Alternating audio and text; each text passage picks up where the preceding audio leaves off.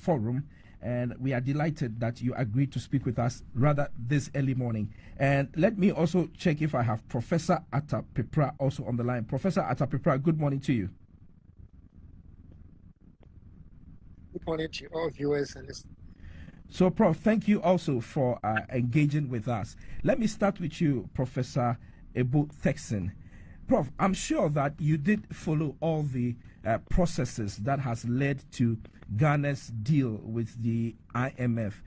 Give us a complete wrap of what you think of the process that we have gone through. Thank you once again. The IMF program that has been approved for us was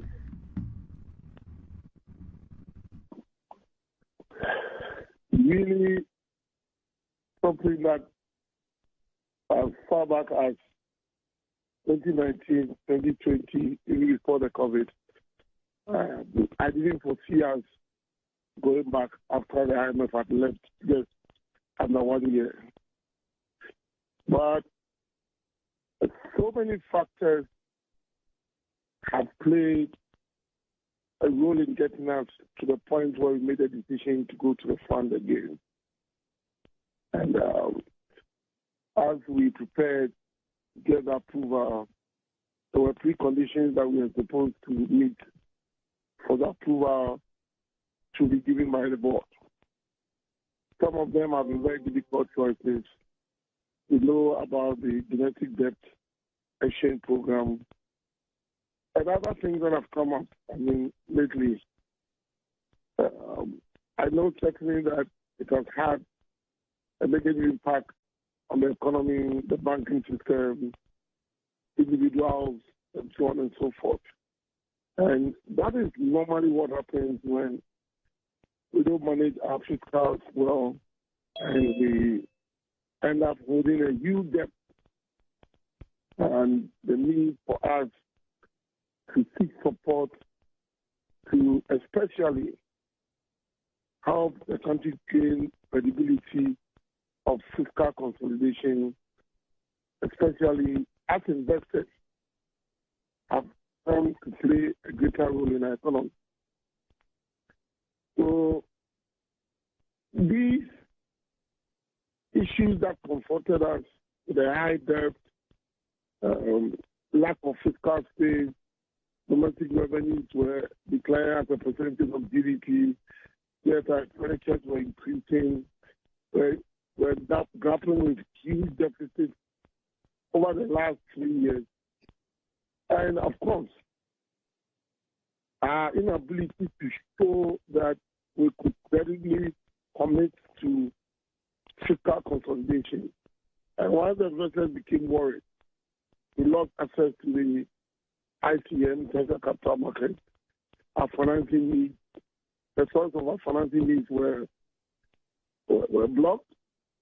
And at the same time, the global economy was going through some hard times in terms of financing constraints as well as inflation all over the world with the supply bottlenecks that are taking place after the COVID, closure of China, the IU war. These are all factors that open up the problems that we had in the economy. We are not good at resilience after IMF left. So this made it clear that we needed the help. So whatever we've done so far to seek that approval is meant to assure investors that we are going to be going through some fiscal measures that will help us to sustainably manage our debt and then to ensure that we do not engage in prolific spending that would get us back to where we are. So we assure the investors of fiscal discipline. It gives us more credibility that things should be done well. And most importantly as well, it also makes it easier for us as an economy to make those difficult choices because the political economy sheet of some of the choices that we have to make.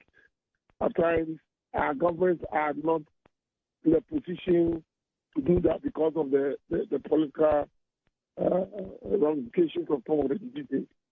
So normally when you go and start on programs, then the government of the day has no choice than to implement those very big concerns that we needed to do on our own. So all said and done, it's good that we've gotten to this point. We've gotten the IMF support. It is not too much the money, because really $3 billion is money, but it is not because of the money. It is the credibility that comes with the IMF support and the fact that we can now tell investors that the fiscal discipline that we are proposing to go through, they are credible choices that we are going to make. And that reassurance to the investor public is what we need now. Luckily for us, inflation is declining all over the world. Ghana has seen a disinflation process over the last 4 months.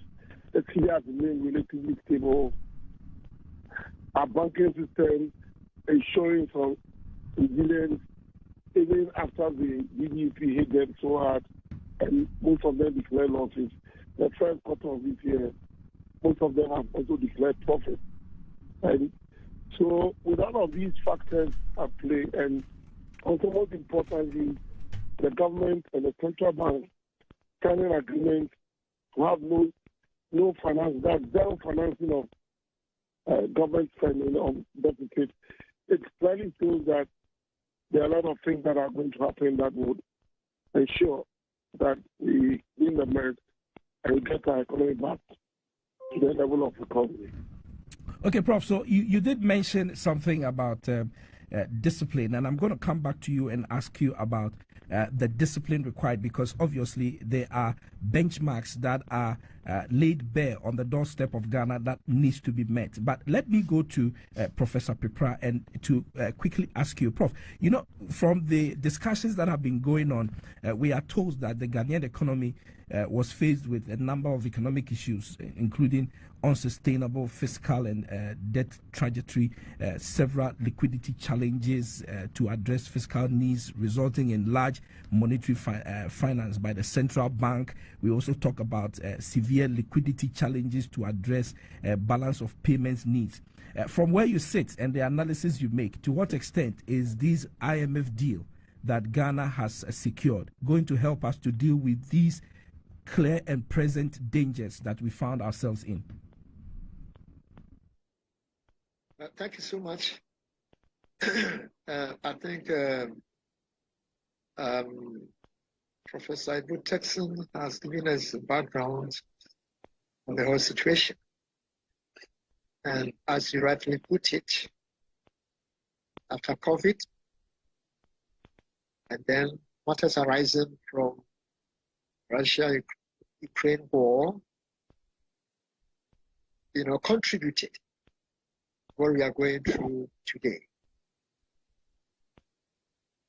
However, we cannot so much blame COVID, neither can we put or shift a lot of blame on Russia-Ukrainian war, because some of the issues that have brought us to where we are today are internal. They are not always external. Now, thanks be to God, we have secured this facility. The ECF main objective is to restructure the economy. The ECF looks like a concessional loan because it carries 0% rate interest. The fund has given us half years of grace period. So this gives us some leeway to manage our affairs in order to plan well. So there's the need for Ghana to use this fund to restore debt sustainability. Yes, I'm aware the government has, started some activities regarding debt sustainability. But as we all know, IMF loans usually come with some conditions. For instance, there's a need for us to, cut down the wage bill. It's one of the issues that can help us to restore debt sustainability. There's a need for us also to eliminate some subsidies. It's one of the surest ways of restoring debt sustainability, especially for utilities and petroleum products. So Ghanaians should expect that, if possible, government is going to, increase. Price of petroleum products are likely to increase. To tackle this debt sustainability also, there's a need for us to raise revenue. How do we fight tax evasion? And how do we rationalize tax exemptions? Tax exemptions are critical. There's also the need for us to identify new revenue sources. Okay, new revenue sources that will put Ghana's finances on a sounder footing.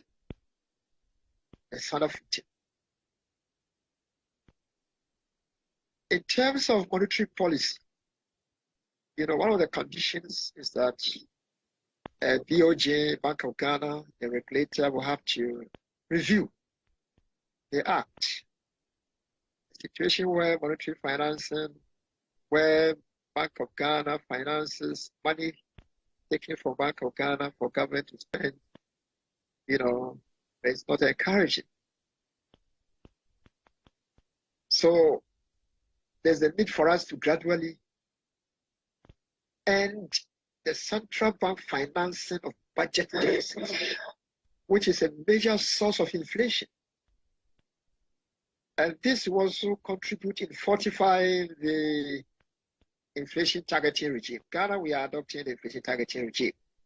So once we stop Bank of Ghana, or once Bank of Ghana ends central bank financing of budget deficits, which is a major source of inflation in this country, then we'll be able to fortify the inflation targeting regime. My third point is the banking system. To ensure that this program was effective, we need banks. There's a need for us to conduct asset quality review of our banks. Some banks will have to be recapitalized. And then Bank of Ghana should use part of this money to enhance authority to wind down insolvent lenders. There's a need for the Bank of Ghana to develop regulations that will meet sound underwriting and credit evaluation standards. Okay, recently there was a cleanup in the financial sector. You have to take a look at that, because it is the private sector that is driving growth of this economy. So if we are able to resuscitate the banking sector will be able to lend to the private sector. More jobs will be created. Unemployed youth young men and women in the country will get jobs to do. And that is one of the core issues under this arrangement. Building resilience of vulnerable households, creating jobs so that money will be in the pockets of people. And when you create jobs, it has a rippling effect. You create jobs, people will get money, they'll be taxed, and the tax revenue comes back to the government package. But when people are unemployed, it becomes a problem. Unfortunately, my fear is that as we approach election year, there is the need for government to be very careful in order not to spend this money on elections. It is not just about getting the loan. We shouldn't celebrate the loan per se, but we should celebrate the use of the loan. Loan is good when it is used productively. Loan is bad when it is used unproductively. All right, Prof. So I think that you have listed very important points that perhaps we would need a bit more interrogation, but I will come back to you to talk a bit more about the fear that you have about the elections and the discipline thereof. And I'm taking that discipline question to Professor Tekson, and that's because if you look at the disbursement schedule, we are told that there's going to be a series of reviews. So, for example, the first tranche comes in because following the approval, but the second will come in sometime November 1st, 2023. The next will be May 1st, 2024. We'll have November 1st, 2024, and several others will follow in May 1st, 2025, October 31st, and all that. This certainly paints a picture of the need for very serious discipline in order to be able to meet the structural benchmarks that have been outlined in the agreement with the monetary fund. So, Professor Tekson, if you could quickly tell us to the level of discipline that you think the current administration will require in order to make sure that this agreement we have with the International Monetary Fund is executed full haul. Thank you. Let me say quickly two things before I continue. Given what my colleague, Professor Bufar said, it is important to note that while our fiscal and our debt position was something that we should have been worried about even before COVID, and the RU war and the supply side constraints, there was no doubt that these three events exposed our vulnerabilities and led up to the point that we are. So, yes, we cannot blame our problems on them, but I'm certain that if these three events, unfortunate events, didn't happen, we wouldn't have found ourselves in the position that we found ourselves. If you look at the sort of expenditures that took place in the COVID year and all of that, that led us to that huge deficit for us to borrow to finance. I don't think that we would have been having this discussion. So, whilst our problems were there, I'm sure that the measures that the IMF has led us with, and the last time they came, if we are continuing to pursue them without these events, without that much better.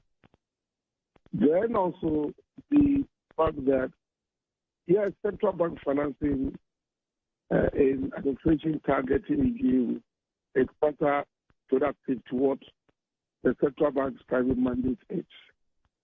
But there are exceptional circumstances, because then you ask yourself, in a situation where the government has lost access to the ITM, there was a need to sort out the bond coupons and all of that. And when anytime the government went out, some of these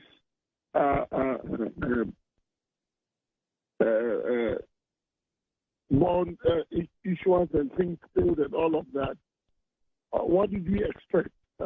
You could have a central bank there look idle while the economic crisis is impossible. No central bank will do that in this world. So yes, what happened last year was quite unfortunate. But I'm not too sure if there was any other thing that would have happened. So yes, the way forward is to ensure that the central bank will commit to a zero financing, which the central bank has signed. The Treasury has also signed, and it's one of the conditionalities under the fund program for the next 3 or 2 years. Yes, the election year is a year that most likely, like we've always known, with this political cycle, you expect that there will be issues with expenditure outruns and so on and so forth. And I think that this has already been incorporated in the expectations of the fund program, that next year, if there's going to be a fiscal deficit, it's going to be relatively higher than what you're expecting from 2025 going onwards. Now, there are measures that the government has to pursue. The whole IMF program is anchored on 3 main factors. One, the fiscal discipline that is needed to get our debt to a sustainable level. And that will come with expenditure rationalization measures, and then revenue measures. And when we talk about revenue measures, removal of exemptions, implement property rate collection, and intensify the use of digital technology for the implementation of VAT. So we are talking about e-invoicing to enhance compliance by firms and those who have to pay VAT. We know already that the VAT has been increased. And then also,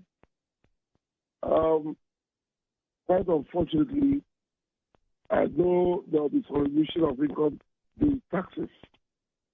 So these are all revenue measures that are expected to show up our revenue, apart from the expenditure measures that we are going to be pursuing under the fund program, especially the need for the government to review some of its flagship programs, prioritize them so that we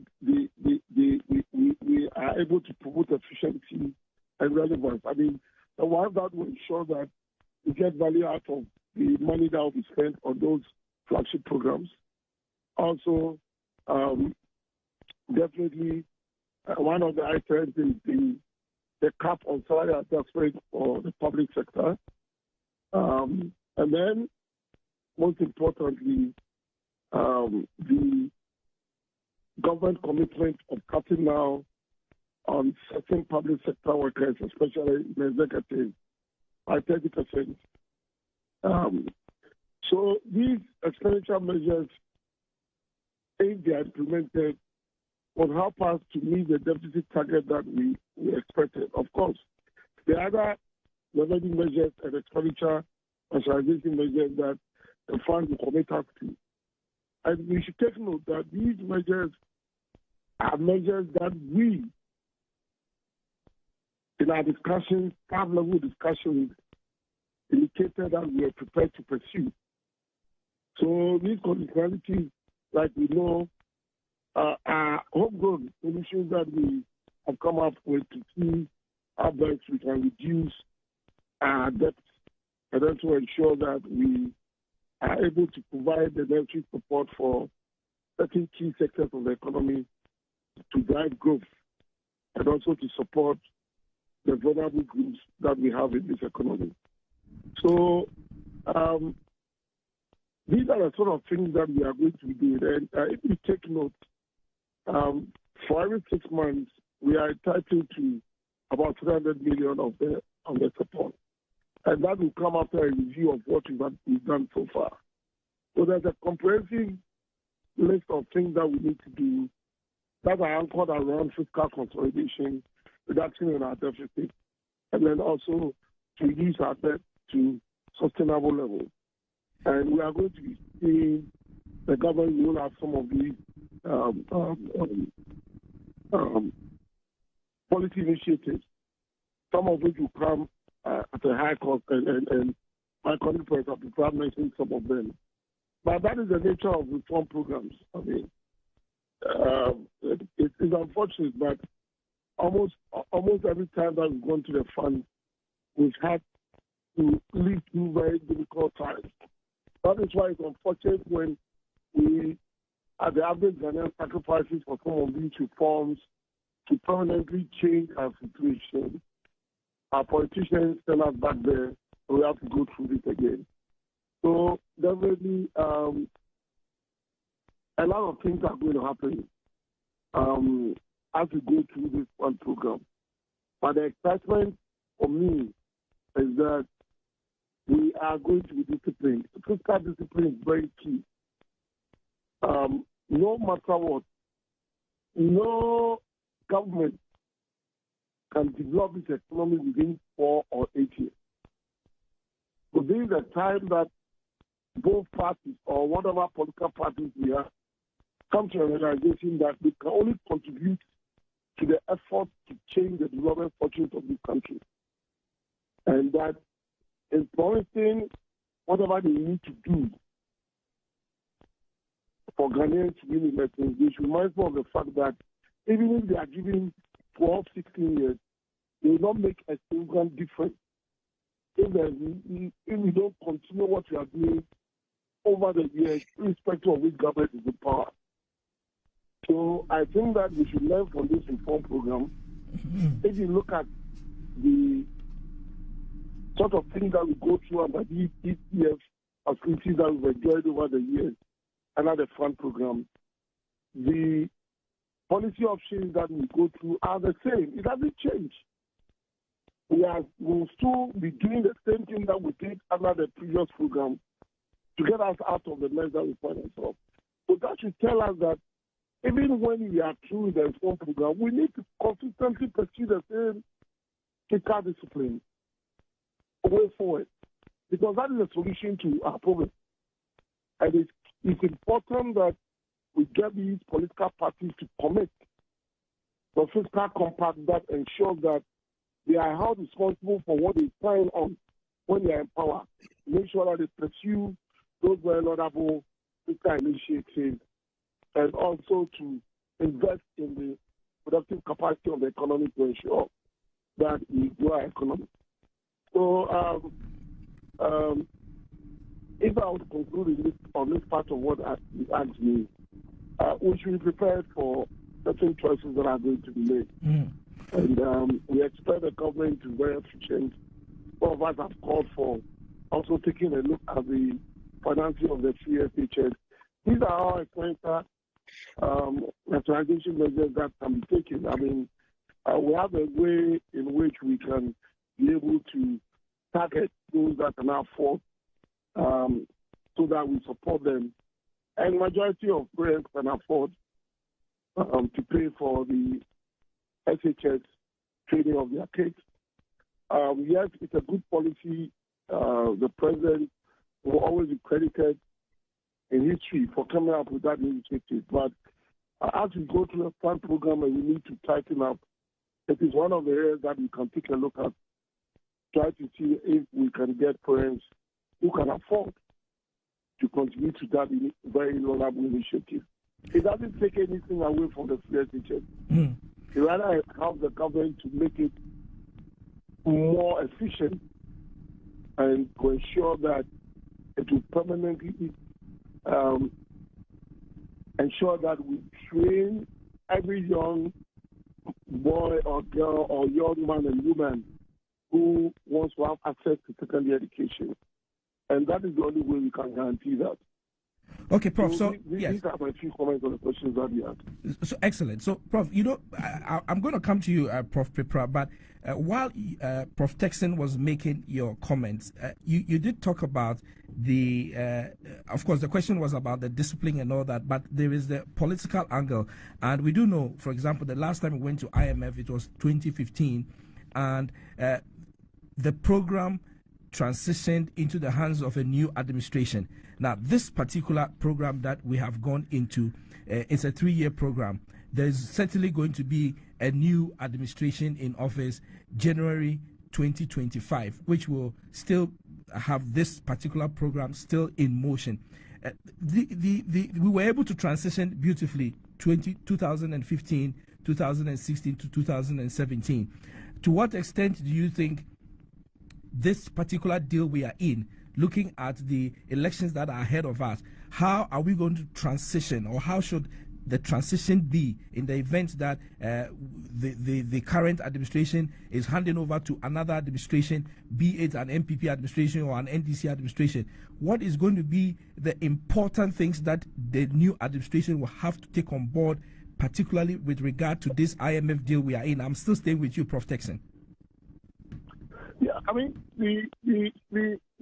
what happened in 2016 is something that we should also take good lessons from. I mean, the expectation of IMF and another side program, there's no doubt that our fiscal deficit would go up a bit at the election year. The infrastructure deficit that would need to be filled up.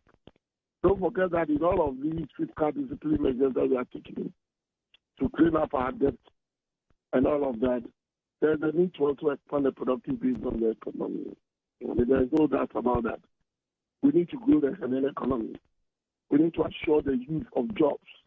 We need to ensure that we make manufacturing, agro-processing, industrialization, and tourism a key focus of generating enough employment opportunities. And so the flagship government programs that are programs that we need. I mean, the one we wanted, for instance, I've said consistently that these are initiatives that we, if we pursue them well, devoid of political talent, it's at the center of the issues that we have as an economy, aside of our fiscal issues. So you will expect that as we go into 2024 after an election year, the government would commit to what it has promised or discussed with IMF to do in 2024 and ensure that we do not have any overruns so that it leaves us with a much higher fiscal deficit. But the continuation of the program is grounded on how we are well able to meet those conditions that we have agreed with the staff of the IMF, for which the executive board approved a reform program. So I expect the current government to make sure that it keeps to that. After all, the current government is not up for the election, so they should be able to commit to that. And we know certainly that when there's a change, no matter which party it is, hopefully that new government would continue to commit to that program. And like I just said previously, even when the fund leaves after the reform program, we need to do the same good things that we would have done in the next 3 years. Continue, because we don't need to go back to the fund if we do the right thing. Of course, there are external factors that can come in to destabilize our efforts at making sure that we do not go back to the fund. But we shouldn't, for instance, if there's a cap on public sector employment, we shouldn't, as we go out of the reform, begin to pad some public sector institutions with party functions and so on and so forth. we need to stop doing the things that we've been doing that have been leading us to this point. So yes, hopefully I expect that there'll be a continuation of this program. That's why I say that, look, it is time that we get the two main parties that most likely win election in this country to commit to a fiscal compact that ensures that no matter what, we keep to the ideals of that compact and move the economy forward. We know how to do it. We know the sort of thing that will get our economy going. But because of the political economy issues, like you said, our government failed to do that. And I think that it's also a failure of our civic education to let the average Ghanaian know that no matter what, the government cannot use 8 years to change the development fortunes of this country. There has to be a continuation. And that no matter what it is, the policies that the government is pursuing, we need to take a look at the medium and long-run impact of that, how that can get us out of the current situation we find ourselves, rather than the populist policies that the electorate normally ration for, which is also part of the reason why our government failed to do the right thing, because they will tell you that the political cost of some of these very good decisions are too heavy for them to pursue, and that they rather promise things that will get them elected, and when they get elected, they are compelled to meet those promises, even at the detriment of the stability and the management of the economy. We need to get beyond that.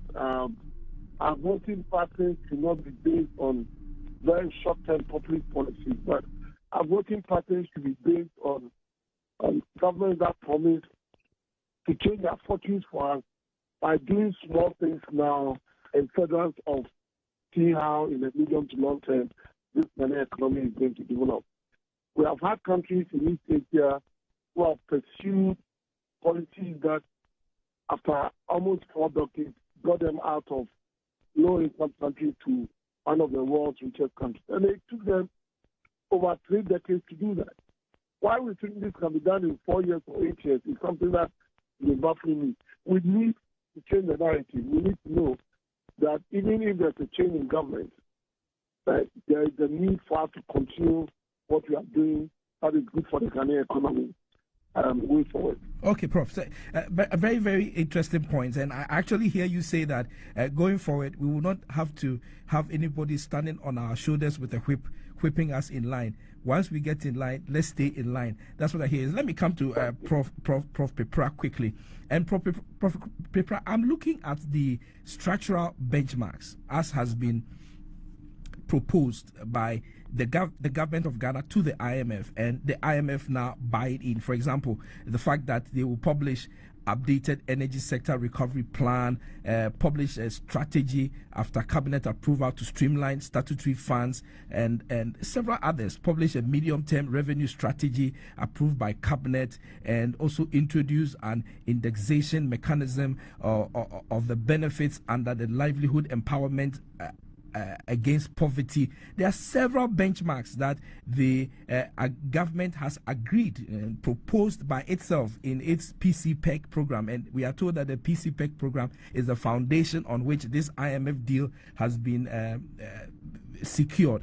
So the discipline question comes back in, and I need to hear you, Prof. Peprah, about the discipline aspect, because you also talked about the election year issues that come up and all that. So looking at all these structural benchmarks that the government has committed itself to, actually with dates, so there are end dates for most of them. Some are September 2023, some are in next year, some December and all that. To what extent is the issue of discipline going to count for this particular structural benchmarks to be met, and also to ensure that we fit into the IMF space and the agreement we have had with them going forward over the period that we have agreed, which is the next 3 years, Prof. Peprah? Yeah, thank you very much. Before I come to the question, let me quick say that I don't think we are done with the debt restructuring. I don't think we are done with it.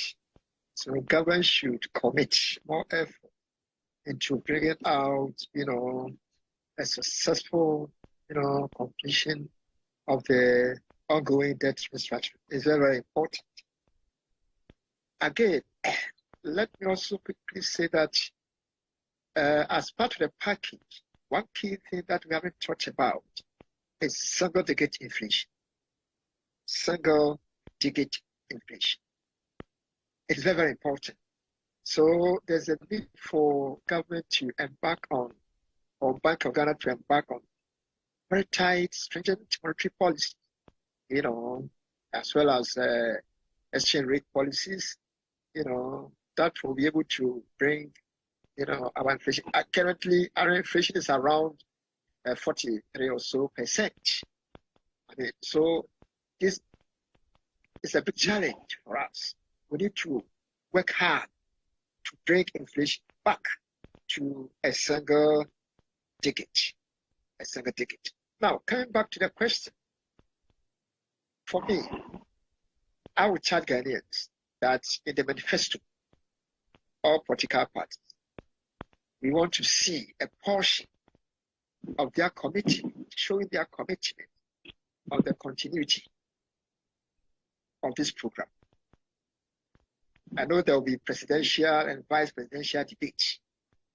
So the organizers should focus, should dedicate a lot of time on the debate on the program that we are discussing this month.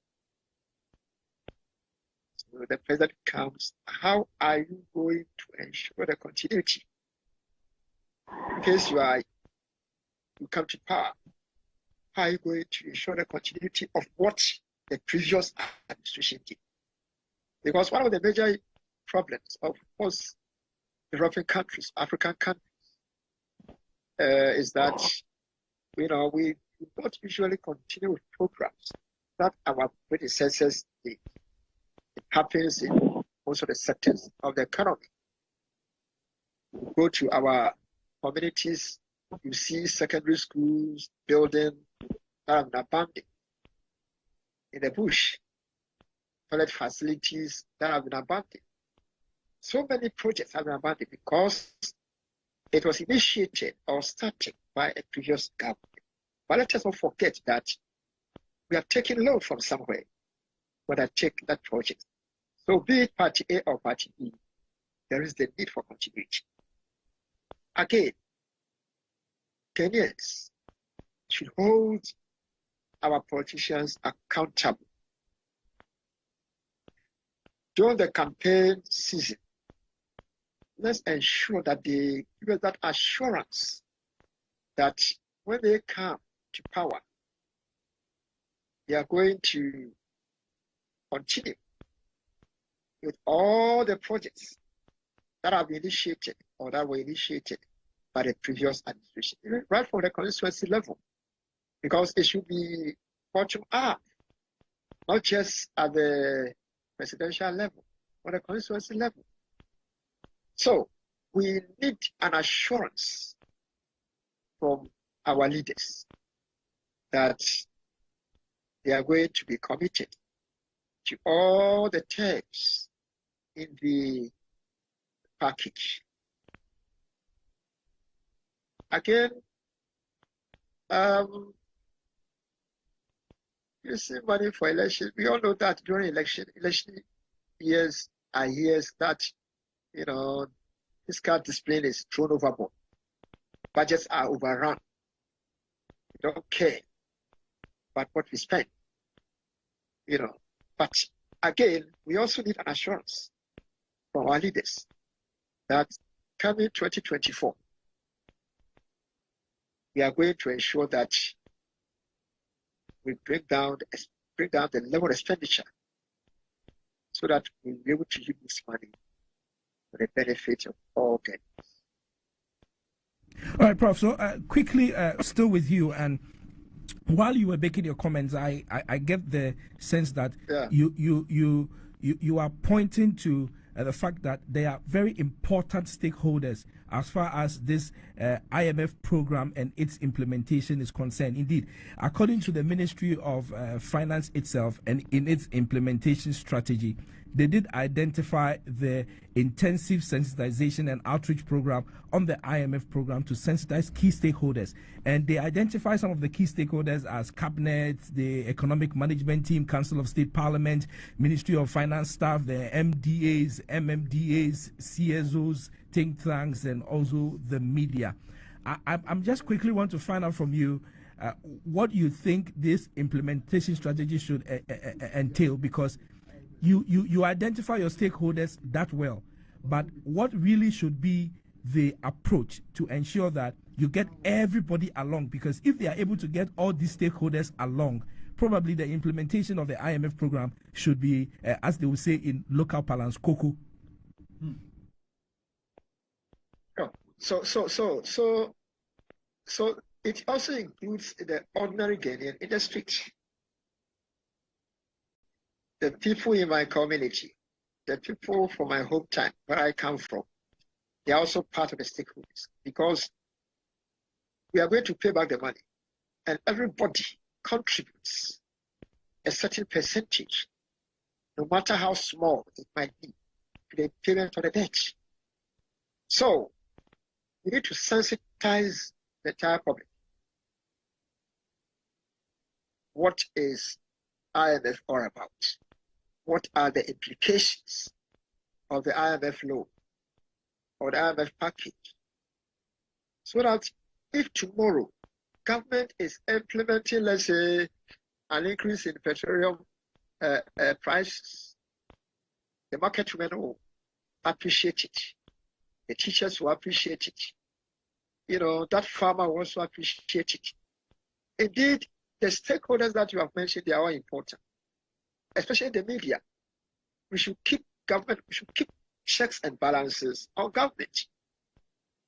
You know, so let's document all the terms. So from time to time, we go back and do a review. Where are we? What did we say you were doing?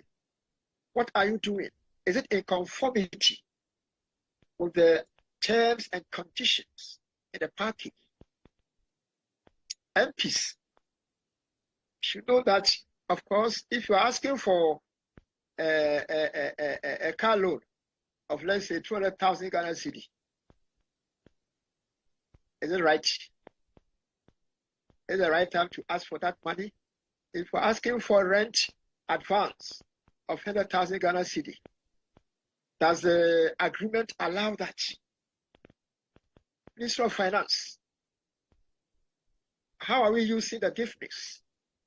How do we approve contracts? Approval of contracts is part of the terms and conditions in the package. Only contracts that meet certain standards will have to be approved. So whoever, every Ghanaian is a stakeholder in this matter. Every Ghanaian, our chiefs, elders, opinion leaders, we need to be sensitized. All right, Prof. Pipra, thank you very much for sharing those thoughts with us. And I'll come to you for your wrap-up comments, but let me come to Prof. Turkson and to ask Prof. Turkson on the issue of monitoring mechanisms that are in place to ensure that this IMF program is implemented to the latter. From your research and your readings, do you think that the monitoring mechanisms that have been put in place by the Finance Ministry, and for that matter, the rest of the architecture that manages our country's exchequer, is enough to ensure that this program is implemented to the latter, implemented to make sure that all the set targets are met? Monitoring mechanisms is the question, and I would ask you to add your wrap-up comments as you answer this question, Prof. Turkson. Well, thank you. So, definitely, the fund is still going to be around. They are also monitoring. They expect us to have reviews in every 6 months, and the data will be there for them to all see. We'll submit reports for them to see the extent to which the agreement and the content of the agreement in terms of the conditionalities are being met. Because subsequent support in terms of the amount that we are going to get, about 300 million every 6 months, are based on a successful review of what we've done. So definitely there are monitoring mechanisms at place. The fund have definitions for almost everything that we are using as a working definition for when we talk about fiscal deficits. Are we talking about commitment basis? Are we talking about on cash basis? And so on and so forth. So, and IBS, when we add IBS, what sort of IBS are we adding to a deficit and all of that? So these are all being agreed. So monitoring is not going to be a problem because the fund would also be monitoring what is going on. So, but you know what? Ghana has been good in the past at making these reviews in terms of the benchmarks. So trust me, once the fund is here, we'll do the right thing. We are good at doing that. It is just the indiscipline when they leave that brings us back to where we find ourselves. So as for the monitoring and we meeting the benchmarks, I'm not in any doubt that we'll not be able to meet them. Okay, Prof. So quickly, let me quickly jump in. If there's a need for us to have issues with meeting some of the benchmarks, I think that will be seen much earlier than the deadline. And I'm sure at that time, the government, the central bank, and then the funds will need to discuss how they can tweak some of these benchmarks to make sure that it still falls in place with the ultimate objective of this reform program. Okay, Prof. So the ordinary Ghanaian obviously stands to be impacted by this IMF program. Quickly, as you wrap up your thoughts, tell us, to what extent do you think the ordinary Ghanaian is going to be impacted, and what should the ordinary Ghanaian do in the event of this impact? No doubt, these reforms come at a cost to the ordinary Ghanaian. I mean, in the time past, we've gone through them. I mean, for instance, if I complete school and I'm looking for a job and potentially I'm looking for a public sector job, it's now going to become relatively much more difficult to enter the public sector because of the cap on public sector employment. It's going to be difficult. All the choices that will also be made will have impact on taxes and so on and so forth. And ultimately, is the average Ghanaian on the street that is going to pay for that. And in as much as possible, it is important, and I think it's incorporated in the fund program, that those that are going to be hard hit by some of these choices will need support. And that's why the issues about the livelihood empowerment program has come up, that they need to find ways in which to make it much more efficient. So the Ghanaians should expect that we are going to have some tighter time coming up. But for me, what is important is that if we didn't get this fund support, we would have been in a much worse situation than whatever situation I'm going to go. But like we've always said, we need the politicians to do the right thing. Let us vote politicians do the right thing into power. Politicians who commit to our long-term development plan. Politicians who promise to continue very good policies. The debate going to next year's election should be on the basis of who is going to commit credibly to this IMF program and even beyond. Because no matter what, the IMF program will end and the new government that will be in power will have to continue its governance. And we need them to commit to that fiscal compact that comes out of the program on the way forward. Of course, I expect that as we speak, we will be having a discussion on public sector employment, in the sense that we need to begin to move some of these state-owned enterprises off the government payroll. and government support. This is the time that we also need to start conscientizing Ghanaians that tertiary education cannot be free. I mean, it's important that we also commit some resources to tertiary education. And when we are able to do that, I think that the politicians will have the political will to allow universities to charge even 50% of the fees of each student, so that these public universities would somewhat be on their own. They will not rely on government support. These tax strikes that come up would be a thing of the past. And not only the universities, there are certain state-owned enterprises that there should be a discussion on how we can win them off. But don't forget that compensation to employees is one of the major expenditure lines that we have. So once we're able to do this, I think that the average Ghanaian will see a transition from the old ways of doing things to new ways of doing things that will help us, that ultimately, in some years to come, we'll look back and say that we've done well and Ghana is now a new country, not going back to the past. Indeed, Prof. Texon, thank you very much for your thoughts. Quickly, wrap-up thoughts from Prof. Pripra. And Prof. Pripra, as you answer your wrap-up thoughts, you also make mention of what you think the impact of the IMF program is going to have on the ordinary Ghanaian, and what the ordinary Ghanaian who is listening to us this morning ought to do in order to stay afloat. As usual, going back to IMF has always been a mixed blessing. It has always been a mixed blessing. There are blessings and there are curses, of course. Quickly, I would want government to conduct payroll cleanup. Quickly, payroll cleanup. I remember former Minister of Finance, Honorable Kojo Redu, may he so rest in peace, did it. During his time, that was done.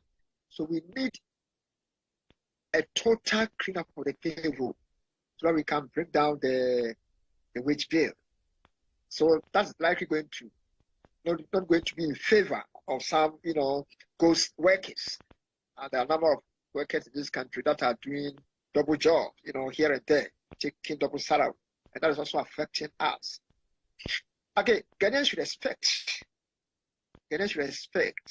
upward review in terms of on petroleum and utility, prices, and that should be normal. This is normal. Our youth should also expect that, there are going to be caps on, private sector work, but this should be compensated with,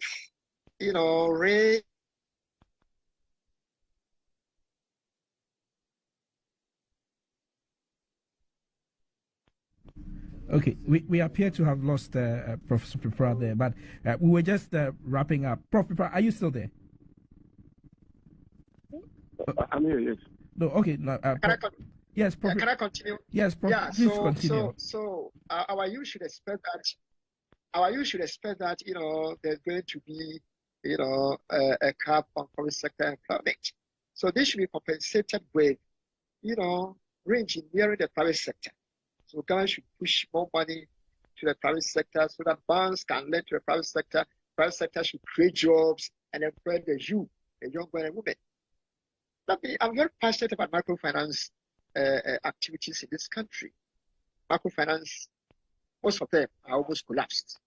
So government should think about reviving the microfinance industry. There should be a fund. A fund should be established, to support microfinance institutions. When you go to the villages where there are no banks, these institutions are the ones that are serving, the underserved. They are the ones that are serving the unreached. They are the ones that are serving those who don't have traditional banking accounts. Now, when we do that, it will help, build resilience of these poor households. So we should expect tougher times. And at the same time, we should also expect that within a shorter period of time, or within few years ahead of us, good times will also be ahead. So let me congratulate the President of Ghana for, accepting to go to IMF. And I think that if we implement this program with discipline, if we implement this program with honesty, if we implement this program with diligence, I think a lot of good things will come out of this program. Thank you. Indeed, Professor Ebo Texin, the Associate Professor, Department of Economics, University of Ghana. We heard him earlier on, and the voice that we just heard is Professor Atapepra. Professor Atapepra is Dean, School of Economics, University of Cape Coast. We really want to register our sincere appreciation and thanks to you, our two professors, for joining us with your rather insightful insights, if I can say that, on the IMF program and Ghana's roadmap for economic recovery. Thank you very much for participating here on the forum. We are eternally grateful. All right, so let me now transition to the studio and to come to my guests who are all seated patiently. They've all been listening to the discussions thus far, and I'm sure they've been writing their notes. Somebody said he wanted to be Aja. I don't know where he's being All right, so I'm keen to listen to him. Yes, let me introduce my guest today. So Fatima Abubakar is a Deputy Minister for Information, and she joins us today after a very long absence from the forum. Good morning to you, madam. Good morning. And thank you very much for coming. Thanks for having me. Yes, I'm always excited to come here just to see Nick Papo Samoa Adu is a member of the National Democratic Congress. He's a practicing lawyer and also a regular here on Asasi Radio. Good morning to you, Nick Papo. Yes, good morning. You forget my most important title, which is the Honorable Branch Chairman for His Grace A. Trubu constituency. Okay, so that very is my soon highest title that you have attained in the political space. Yes. Okay, all right. It's very, very dear to me. It is understood. And then Kwame Jantua is a member of the Convention People's Party. He's also a practicing lawyer and also a member of multiple boards in our country, from oil to which other one, mining, and so many things. So, Ms. Kwame Jantua, good morning to you. Good morning. All right, so let me start with you, Mr. Jantua, since you were... Really? I want to hear the Eja he's going to, what do you call it? I can predicate my comments on his Eja. You want to hear what Niwapo is going to say? Okay. All right, so by popular decision, I'm going to come to Niwapo and to find out from you. So Ghana has finally secured the IMF program, and from listening to the people from the academia, it would appear that this is a good step that we have taken as a country, but we need discipline to implement it. What other choice did you have? That's the question you should ask yourself. You literally had, 2 to 3 weeks of international reserve cover. You had depleted coffers. In fact, see, but for the fact that Ghana had probably, we have the second or third largest economy in West Africa. You are not sitting down today. No. Because we have the second or third largest economy in West Africa. You can correct me, which I think it's the second. Second, yes, after Nigeria. Sometimes the big powers cannot allow us to fail. You see, traditionally, if you believe in the free market economy, right, you are supposed to either swim or sink based on your own performance. So if you are, bankruptcy is nothing or no big deal for those who are believers of free market. And there are other countries that have applied for the same economic relief. They didn't get it. Ghana got it, according to a lot of sources, within record time. Why? Because Ghana cannot afford to let Ghana fail. Basically, that's one of the principles that we must understand. Some of us said it from the beginning. You understand? So but we ourselves should be in the position. I'm coming. I'm coming. The first point is that, number one, we had no choice. Number two, we were in such a precarious situation with 2 to 3 weeks import cover. Do you understand? That they literally either intervened or we went the Sri Lankan way.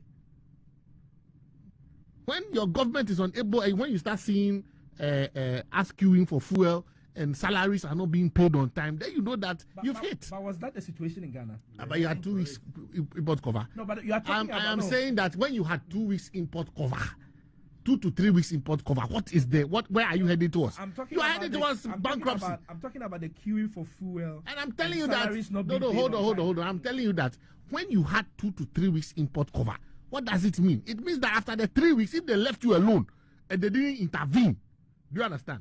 After 3 to 4 weeks, you come to a standstill. But the IMF program, you initiated the process coming. 1st July. Oh, I'm No, coming. I'm starting from a point. I said know, number one. but we So are you and I educating- agree. So hold on. We are educating the public. Hold on. So number one, I said you and I agree that the government had no choice. Is that correct? Of course, yes. Because they were locked out of the international markets when it came to the euro markets. They didn't have any other source of international credit lines except for bilateral loans that were concessionary loans and grants. They had nothing else except for the internal taxes, which they haven't raised in terms of our capacity or our ability to raise our taxes and collection abilities and all that. As between us and our GDP, tax against GDP, we haven't done anything extraordinary. So clearly, if your main sources of revenue are taxes, loans, and grants, you understand, and you are locked out of the international market, your taxes are not doing anything extraordinary, where else were you going to get money from, apart from the IMF? And you needed the IMF program in order to restore credibility. So that's why I wanted us all to agree that in the first place, you had no alternative. And I'm saying, in the second place too, the intervention, had to happen because other than that, you end up the Sri Lankan way. Do you disagree? Do you disagree that you had 2 to 3 week import cover? And by that, if you had been left on your own, you understand, you probably would be ending up within about 4 to 5 weeks, not being able to pay salaries and having people queue for fuel.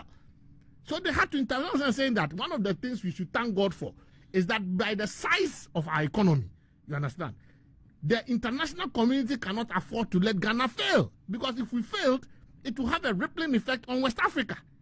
And they are dealing with terrorism and all that. So Ghana is an important haven and it must work. Basically, the point is Ghana must work. Number 3, what has led us to this point? We've debated this around this table many, many times.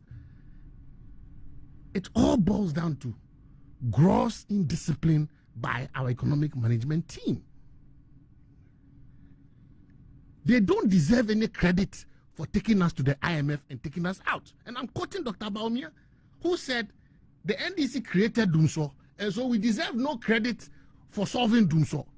The same principle I'll apply to this point, that the MPP government deserves no credit for embarking on financial indiscipline, leading us to a point of bankruptcy, going to the IMF, which they claimed, they swore. In fact, some of the ministers in this government don't have shame, because they stood in parliament, of all the places, the representatives of the people, and told us in the face that they were not going to IMF, even though we knew even at that time that they were secretly negotiating to go to IMF. Okay, Nick, shouldn't we be moving on from there? I'm coming. Yes. I'm saying that at that point, I give them no credit, for them embarking on financial indiscipline. You understand?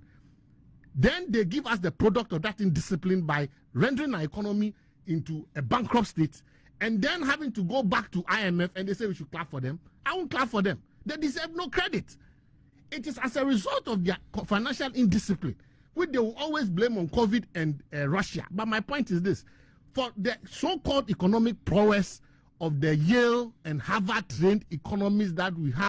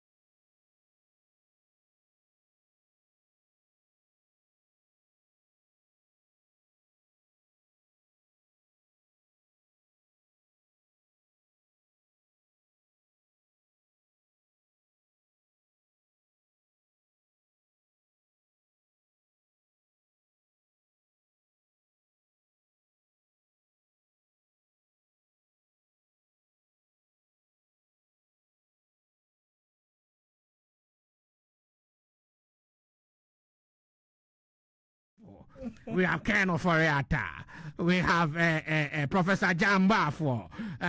It's a solid economic management team. Where is the NDC management team? In the solid, now you're gaseous. The so-called solid economic management team, are you gas? It is liquid. Liquid, you cry here, are you gas? Is it not the same economic management team? Oh, No, I need to ask you questions because that's what I'm doing. Is it not the same economic management team that has been able to put itself together to secure a program? Why are they not having a kinky party this time around? Why is the so-called Yale-trained economist not having a kinky party this time around, a Wache party this time around? What would anyone say? He's destroyed our economy. And that is why I believe that this is the time the president has to listen to the majority of Ghanaians and his MPs by sacking this financial minister, the finance minister. Sack him. You can't sack the vice president, we understand. But you can dissolve the economic management team. You understand? Because the program that we have acceded to is literally our last chance, you understand, as a country, okay, to get ourselves out of this mess and to build the foundation. That's why I keep asking the president that, yes, you have agreed to this IMF program. What was the input of the opposition in this? Your mandate will end in 2024. Yet this program runs till 2026. 600 million. Look, this government was given $1 billion as an emergency fund by the IMF. It was a drawdown. They did nothing with it. But in 2015, when the NDC was in government, nothing with it. I'm not dealing with this government. He said we shouldn't go back. No, yes, but I'm said we shouldn't go back. Yes, but okay, because of the comment that you made. Go back. Yes, the no comment problem. that you made. You drew me back. No, wait, hold on. I was moving forward. I am the one moderating the show, so I can ask the question. No, you can ask the question. But remember that you said we should move forward, and then you took me back. 2015, when the NDC administration went to the IMF. Yes. They left power at the end of the beginning of 2017 left January, the program, and the program was inherited by the current administration. The difference between us is that we offered you the Senchi Forum. Nobody in this country can say we did not make a gesture to the opposition to join us to build a homegrown program. I want the opposition to tell us that they were not invited. So the current IMF program, according to the finance ministry, is being put together with broad consultation. Who did he consult? So no, hold on. There were a lot of in this country. Yes. What is the government in waiting? If for any reason, if you don't win, who is the other side that possibly can rule? It's not the NDC. This country literally has two major parties with others who are. But if I'm talking about parties with representation in parliament, we have the NDC, we have the MPP. Of course, there are others as well. But if you want to, so right now, since they have decided that this is an MPP government IMF program, we will hold them. It's not. I don't think it is right to say that. Why? What is it? Who did they consult? But who did they consult? So who did they? Okay. I'm asking, who did they consult? I believe that there were a lot of. Did you see the NDC being part of this economic management? Assuming without admitting that the NDC wasn't consulted, we cannot say that nobody was consulted. No, hold on. I said that the NDC. You and I agree that the NDC is the largest opposition party in this country with the largest presence in parliament. So if you are holding an economic program that goes beyond your mandate as a government, and you say that you won't consult us, even though we have invited you, you also know that President Mahama has thrown an open invitation to the MPP to invite NDC to the table to help draft and craft a policy. They said no. Okay. So we will hold them accountable for their program. When the IMF it is an MPP-led program. When the IMF delegation came to Ghana, yes, you see the sensible thing they did. They consulted everybody. Yes, but that is part of the process. Please, that was not what they used to build the program. The IMF delegation didn't come to draft the program for you. You, as a government, are supposed to draft your own program. But the IMF delegation. But if they come to consult, that should be the reason. You see, that they see the program. They see the program. That should be what to tell you that, as a government, this is the way to go. If you're a foreigner who is supposed to give you money, decides that it is a sensible measure to consult all the relevant stakeholders in the process of coming up with a solution or coming up with an assessment of what your problem is. When you are doing a solution, it is equally sensible that you consult everybody. But when you decide that no problem, you are the government. You've been voted for. You have the mandate. We won't fight with you over that. But we will hold you accountable for the program and its consequences. So let me go to the program and its consequences.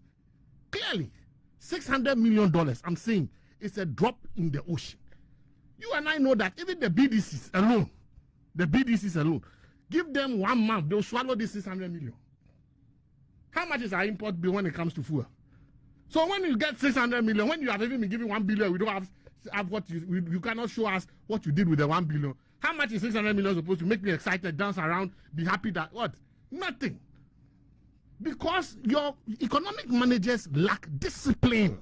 That's their first problem. Discipline. The discipline to keep to a program. The discipline to stick to a budget. Your budget overruns are crazy. It starts from the president. Hiring of private jets at so many hours a cost an hour. These days he has changed.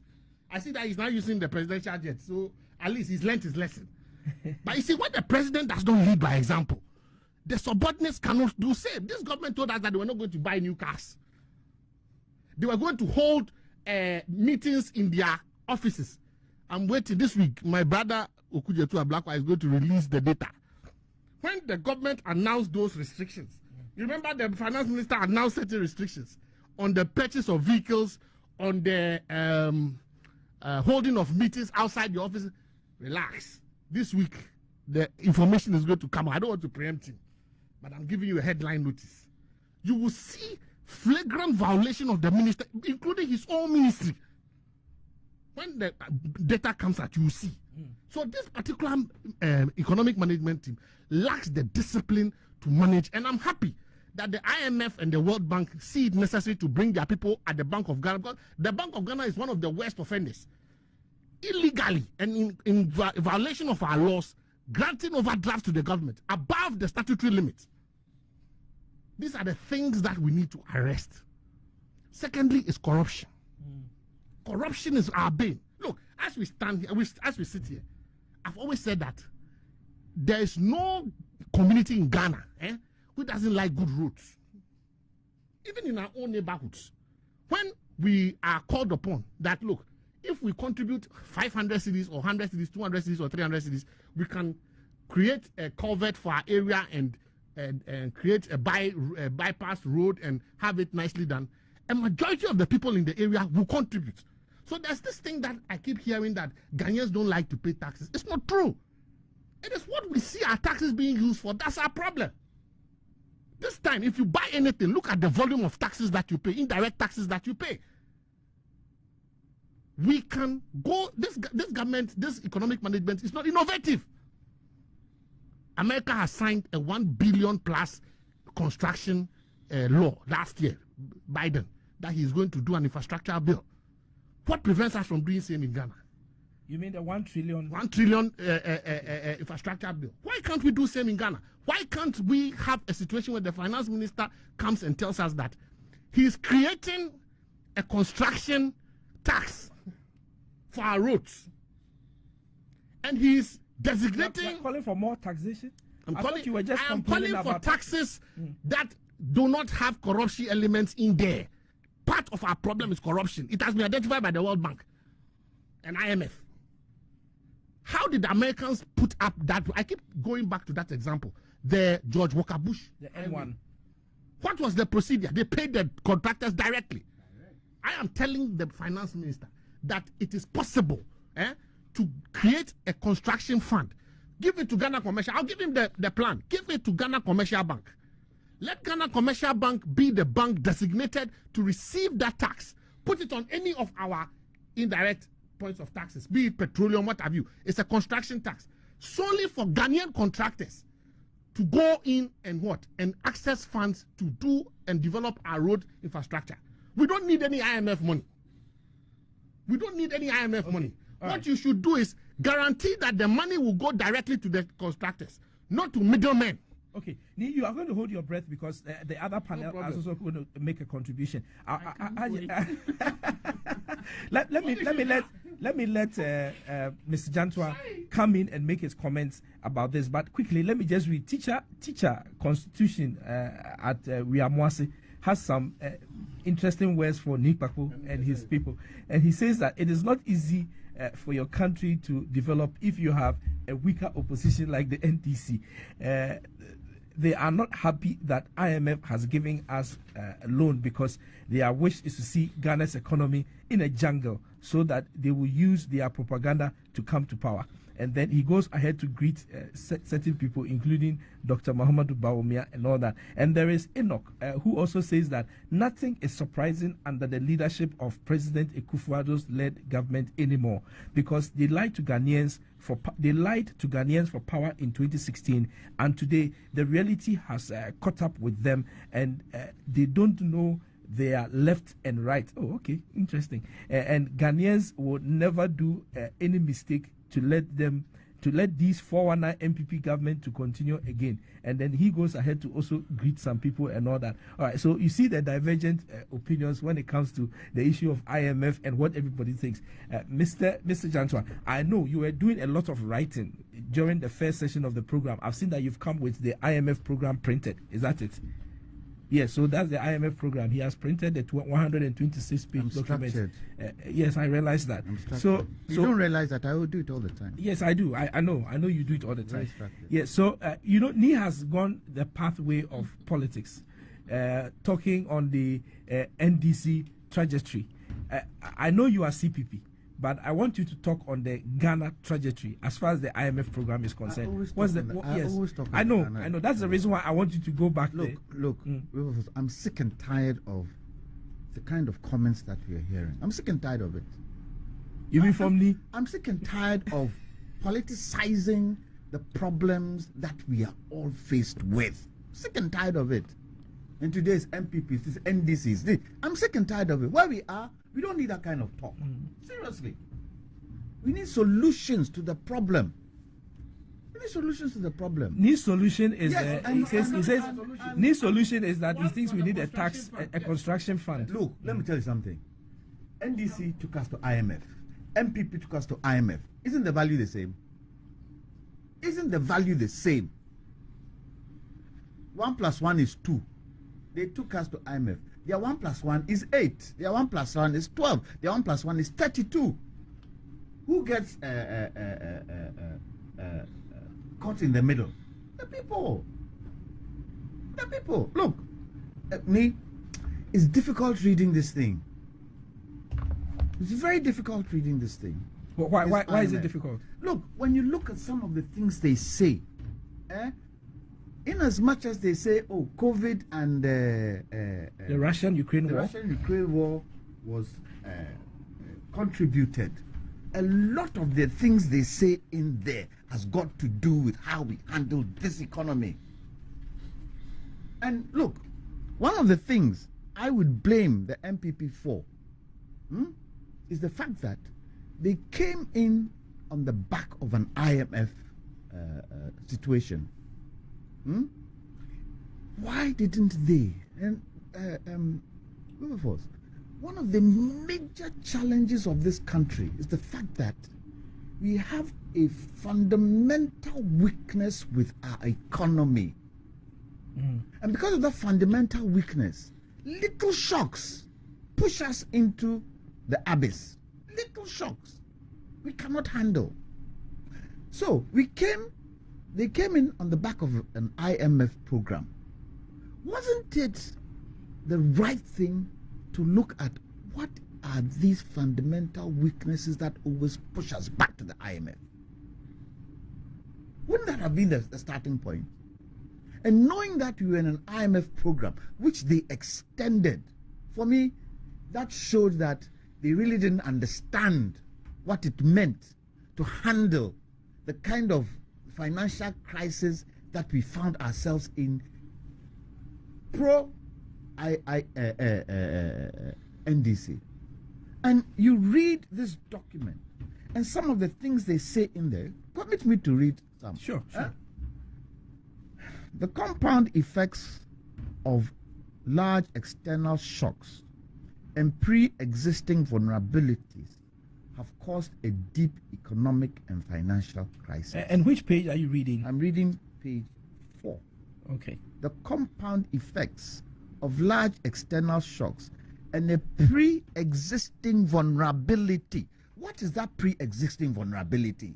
So this is the executive summary Yes, you are reading yes. from. The, the pre-existing vulnerability is the economy.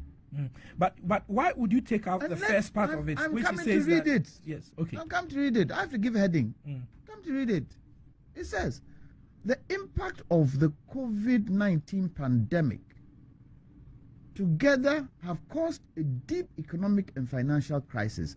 That is the external shock they talk about, which has come to hit the pre-existing vulnerabilities. If we did not have pre-existing vulnerabilities, don't you think when we were hit with COVID, we would have been able to handle it better? We would be out of where we are? Let me continue. The impact of COVID-19 pandemic, tightening global financial conditions, and Russia's war in Ukraine have exacerbated physical and debt vulnerabilities. Faced with large development needs, again, faced with large development needs, when the MPP brought his manifesto out, what didn't they promise? Did we actually sit and look at, so we have large development needs, which ones are priority? Which ones come first? We are in power for the next 4 years. What are some of the things we can do to make sure that return on investment helps the economy? And for me, return on investment are things like our gold industry. Return on investment are things like imports of rice. Return on investment are things like imports of sugar. Return on investment, imports of cocoa sacks, where we spend huge amounts of money. Huge amounts of money. I continue. Large development needs an intricate social and political environment. The government's fiscal policy response has been insufficient to maintain investor confidence. What does that mean? What does that mean? What we were doing, the investor community did not have confidence in it. And we weren't able, and haven't been able, and I won't only say MPP, fourth republic governments haven't really been able to handle how we develop homegrown industries. And you see, this is where the continuum is. This is where from one government to the other, they continue. One government to the other, they continue. One government to the other, they continue. One of the professors were saying, you have a lot of projects being abandoned. This one comes, oh, this one did it. This one comes, oh, I won't do it. This one comes, oh, I won't do it. Is that not loss to the economy? Is that not causing financial loss to the state? Is that not it? Let me continue reading. It says, integrate social and political environment of the government's fiscal policy response has been insufficient to maintain investor confidence. The result in a loss of international market access in late 2021, increasingly constrained domestic financing. Why were we, and Wilberforce, tell me, why were we every first quarter going to the bond market to cover the inefficiencies of the cedi? Why were we? And when the cedi now was stripped naked, look at what happened. Look what happened. Stripped absolutely naked. We didn't have the chance to go in there. Stripped absolutely naked. And then when we say we have a finance minister who wasn't able to envisage that some of these things do not help because we come from an IMF. Was he able to? He wasn't able to. He was comfortable with it. Borrowing. Some parts of his interest was being taken care of. And when you talk about it, they don't talk about it. But is it not true? Is it not true that some parts of his interest was taken care of? Let's continue. Corruption. Where was I? The result in a loss of international market access in late 2021, increasingly constrained domestic financing and reliance on monetary financing of the government. The ensuring negative feedback loop of decreasing international reserves, cedi depreciation, rising inflation, and plummeting domestic investor confidence accelerated last year and eventually triggered an acute crisis. So it tells you we have been part and parcel of the problem. Part and parcel. And when you go and you listen, you read the detail of what the IMF mean in this document. Let me read some to you. IMF statement of Ghana. This is the head of IMF. She says, the objective is to, one, evaluate their spending and assess efficiency, value for money and relevance, alignment of the earmarking formulae with spending needs. Weaknesses in revenue administration continue to be reflected in limited compliance and recoveries. Statutory funds will be reformed and rationalized. The authorities are in the process of hiring an external consultant to undertake a comprehensive review of all the statutory funds. Is that not sad? Is that not sad? Okay. And these statutory funds are going to affect us. This is the impact of going to the IMF. Did we not read that in 2017?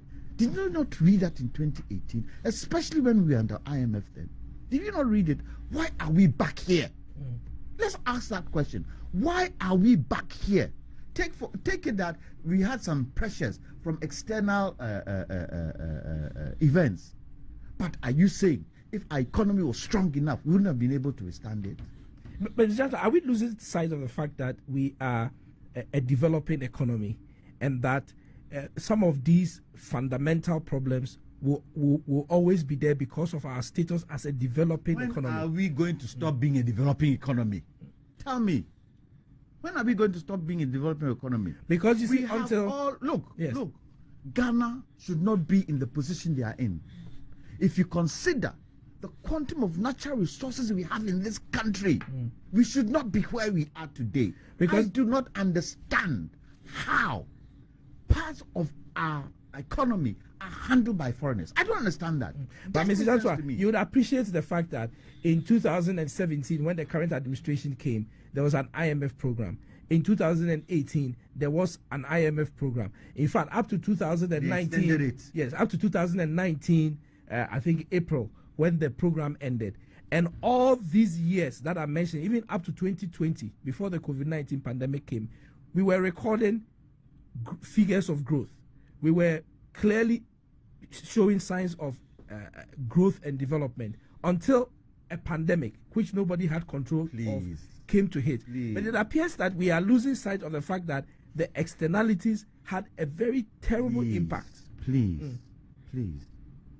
The duration of time you talk about, we were under IMF.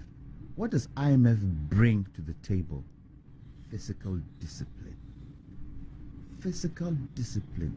And it is the lack of fiscal discipline that is why we always go back to it.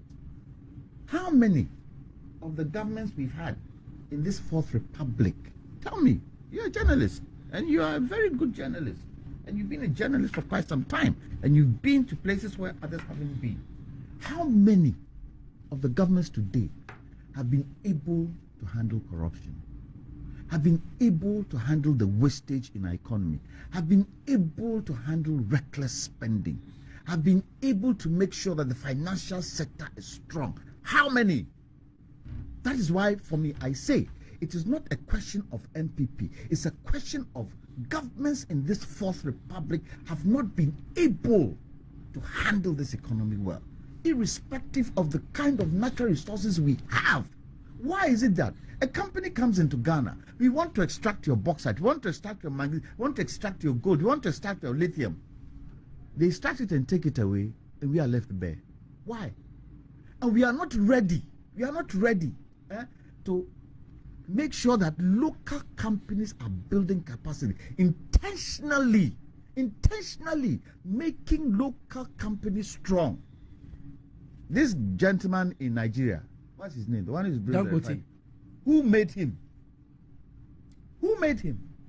Who gave him the opportunity? Look, when we started the oil industry, some of us said to President before, look, shallow water does not require so much infrastructure. So let's start. If we say GNPC in the next 10 years should become an IOC, that was from 2007. So by 2017, GNPC was supposed to be an IOC. As we are making sure that GNPC becomes an IOC, we are also handpicking companies that can be with GNPC. So by that time, they'll be able to do shallow water exploration. Did we do it? Did we do it? Give me a typical example of our lithium today. Who has it gone to? Is it not a foreign company?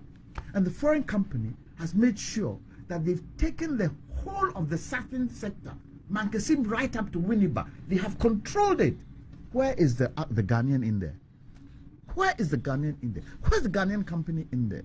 We are looking at onshore oil. Where are the Ghanaian companies that we are trying to bring on board? Take it that when you come to downstream, which is refined petroleum products, Ghanaian companies are strong in there. Have we tried to say, look, Ghanaian companies who are doing downstream, we are going onshore. What is the plan we can put together so that once we start, because onshore you don't need so much. Pump jack, tanks, pipes.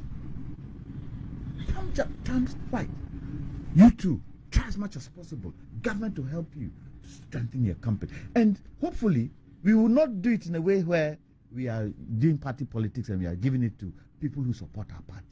Ghana is for everybody, and that has been the bane. MPP and NDC, that has been the bane of putting people aside and bringing others in. Typical example is when we change governments. Go to the SOEs, go to the ministries. NDC will come in, they'll move all the MP people who were there. The MP, when they started going there, they didn't have the capacity. We invested in their capacity. They moved all of them away, bring their own, then we start from square one. Is that not causing financial loss to the state? And I ask you, why is it that our SOEs are handled and led by politicians? Why? Look at all the SOEs. Why? You think that they shouldn't appoint politicians, technical people who understand the system, so that there's continuity when government changes. So SOEs, you're talking about state-owned enterprises, which the government has now created SIGA as the parent company to take care of it. Who leads SIGA? It's a political appointee, obviously. Who leads the SOEs? Are they not all political appointees? Largely. So yes. If government changes and say it goes to CPP in 2024, will we keep them there? We'll keep them there. And you see, the little thing that becomes a big thing is the fact that we've lost our patriotism in this country. We are not patriotic anymore. And it's the party, where my party is what is important. If we're patriotic enough, these things won't happen. These things won't happen. Mr. Johnson, I'm going to ask where you. We are now is painful. It's painful. Yeah. You sit and you ask yourself, how are we going to maneuver out of this? And then you get other countries laughing at us.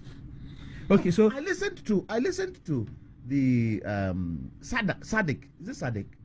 East Africa. What do you call it? Yes, I listened to a meeting of theirs, and they were trying to decipher why Ghana has got itself into the situation they find themselves in, because all of them look up to us. And I kept saying from day one that the IMF, the World Bank, none of those Bretton Woods institutions would want Ghana to fail, because they also benefit from us. They can't allow it to fail. But we are not bringing the people along. Now, just to conclude, Kenneth Friata says Ghanaians should what? Should imbibe the bailout. It's a bailout. Remember, it's a bailout. Define a bailout. You can't handle your child's school fees. You can't fix your car. Your wife is on you. You come to me and say, Jantua, please, this. Okay, I ask you, should I bail you out? Yes. How much do you need? X. I'm helping you out. And I can decide whether you pay back or you don't pay back. But this one we are paying back. Kenneth Friata says we should what? We should all engross this thing and go with it. He should start being transparent and accountable from this point on. When they asked, well, the president doesn't want to sack him. When they asked, where is this money going to go? What's this money going to do? Oh, we are going to use it for government projects and programs. What government projects and programs? Wasn't it an opportunity to say, okay, this money has come in. We are getting 350 now. This and this and this and this and this is what we're going to do. This is how we are going to handle it. These are some of the structures we're going to put in place to make sure. Look, if you read. But Mr. Jantua, those things are all things that are presented to Parliament in terms of what these monies we are going to get are going to be used for. We don't want to wait for it to go to Parliament. Tell the people now that we have started this program. Bring the people along with you. But the parliamentarians are the people's representatives. I hear that. And they are the ones supposed to be making sure that this accountability lines are kept. And so if you are supposed to go to Parliament to get approval, you go to Parliament, you show them the details, you get the approvals. Has that aspect not been fulfilled? Part of our problems stem from Parliament. Part of the problems where we find ourselves today stem from Parliament. When Kenneth Ofori-Atta was bringing all these loans and bonds for approval, did they question? Did they stop? When the World Bank and the IMF were warning us, Ghana, be careful, be careful, be careful, did the Parliament even say anything about it? They didn't even blink, eh? But my point is that, before it even gets to Parliament, before it even gets the people's representative, the media is here. What are we doing in this room? What are we doing? Are we not discussing it? And so, even for discussion's sake, if the finance minister does say, this and this and this and this and this is what we're going to, when we come here, will we not interrogate it? Okay. When it now goes to Parliament, will we not have a better understanding of what it is? Exactly. There's Clement Sylvie who says, well said, Lawyer Jantua. And Clement says that he's in Kentucky. And so he says, well said. I don't know which of them that he's calling well said. There is Maxwell. Maxwell is also on Facebook, and I'm coming to you, Hajia. There's Maxwell who says, no, the value cannot be the same because there wasn't any global economic crisis caused by the COVID-19 pandemic and the Russian-Ukraine war at the time the NDC government took us to IMF. And so Maxwell is laying emphasis on the fact that the COVID-19 pandemic, the Russian-Ukraine war, contributed enormously to the challenges that we have. What contributed to Doomsday? What contributed to Doomsday? One of the major things that contributed to Doomsday was the West African gas pipeline, which was breached. That was one of the major challenges. Look. Let's stop this politics. Around this table, let's all come to a consensus, agreement to find solutions as Ghana. As a collective. Okay. All right. Because it is Ghana. If Ghana goes down, we all go down with it. Me and the other NDC must understand that government or Ghanaians have moved beyond what he is in the studio or what he's doing in the studio of Asase. Lawyer Jantua is charged up and is firing from all cylinders. Okay, so that's Baba, chairman from Tamale, and he comes back again and says, "Ni, whether you like it or not, the IMF bailout is here with us, and there is absolutely nothing they can say or do to scare." Or to scare it. So, or I don't know what he means by the message is not to what they can do to scare it back to where it came from. Good morning. Okay, good morning to you. Those comments are not important. All right, Hajia, I know that you've been listening to your two colleagues, and the whole issue is about complaints about indiscipline, and it looks like they lay that bare on the doorstep of government. First of all, let me say good morning to you. You've been here for a long time, but you are now talking. Yes. And of course, to your cherished listeners. And I mean, when he said he was going to fire, I stood up. I thought, oh, okay, there was going to be fire, but indeed, nothing of that sort. Name is fired completely. And I have a few responses before I come to my substantive submission. First of all, Wilberforce, it is not my expectation that any political party, if you have a subjective view of what the status quo is, to be kind to government, to praise the finance minister or even the BOG governor. But what I can say for a fact, that the situations that led us to IMF, the facts that have been admitted by the IMF, in all their press releases, in their joint press conferences, even in the executive summary, cannot be changed. the resilience of the Ghanaian economy should be looked at in the context that Ghana is a lower middle income country.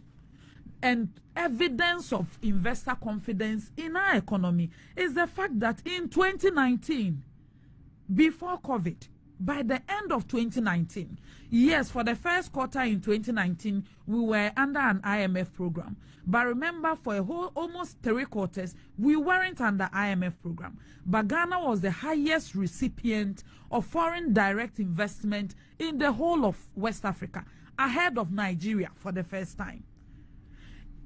Also remember that even in the face of the COVID-19 pandemic and the Russia-Ukraine war, Ghana is the most peaceful country within West Africa, within crisis. Government has done something right.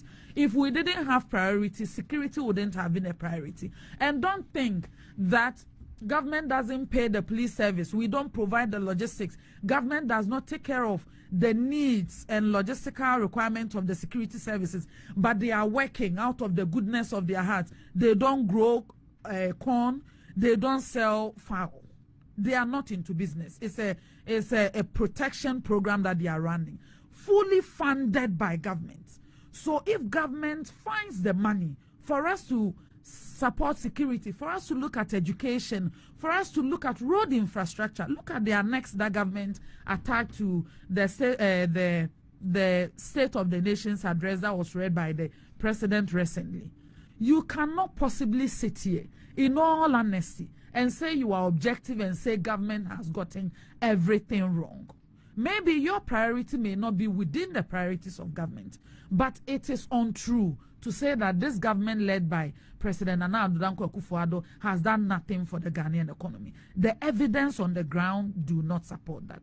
Secondly, even before the board approval of IMF on Wednesday and the subsequent disbursement of the 600 million, which is the first tranche that we are expecting out of the 3 billion extended credit facility within 36 months, the economy, due to all the measures that government said, yes, we need an IMF program. Of course, first of all, it will provide some liquidity support for us to be able to get some stability. Beyond that, of course, investor confidence, the ratings will get better. Of course, there are conditionalities. But if IMF is on board, other creditors or others within the international financial market will say, okay, we believe if IMF is on board, it means their books are right. Everything is going well. So if we are also on board, the extent of risk that we may be taking with Ghana will be reasonable.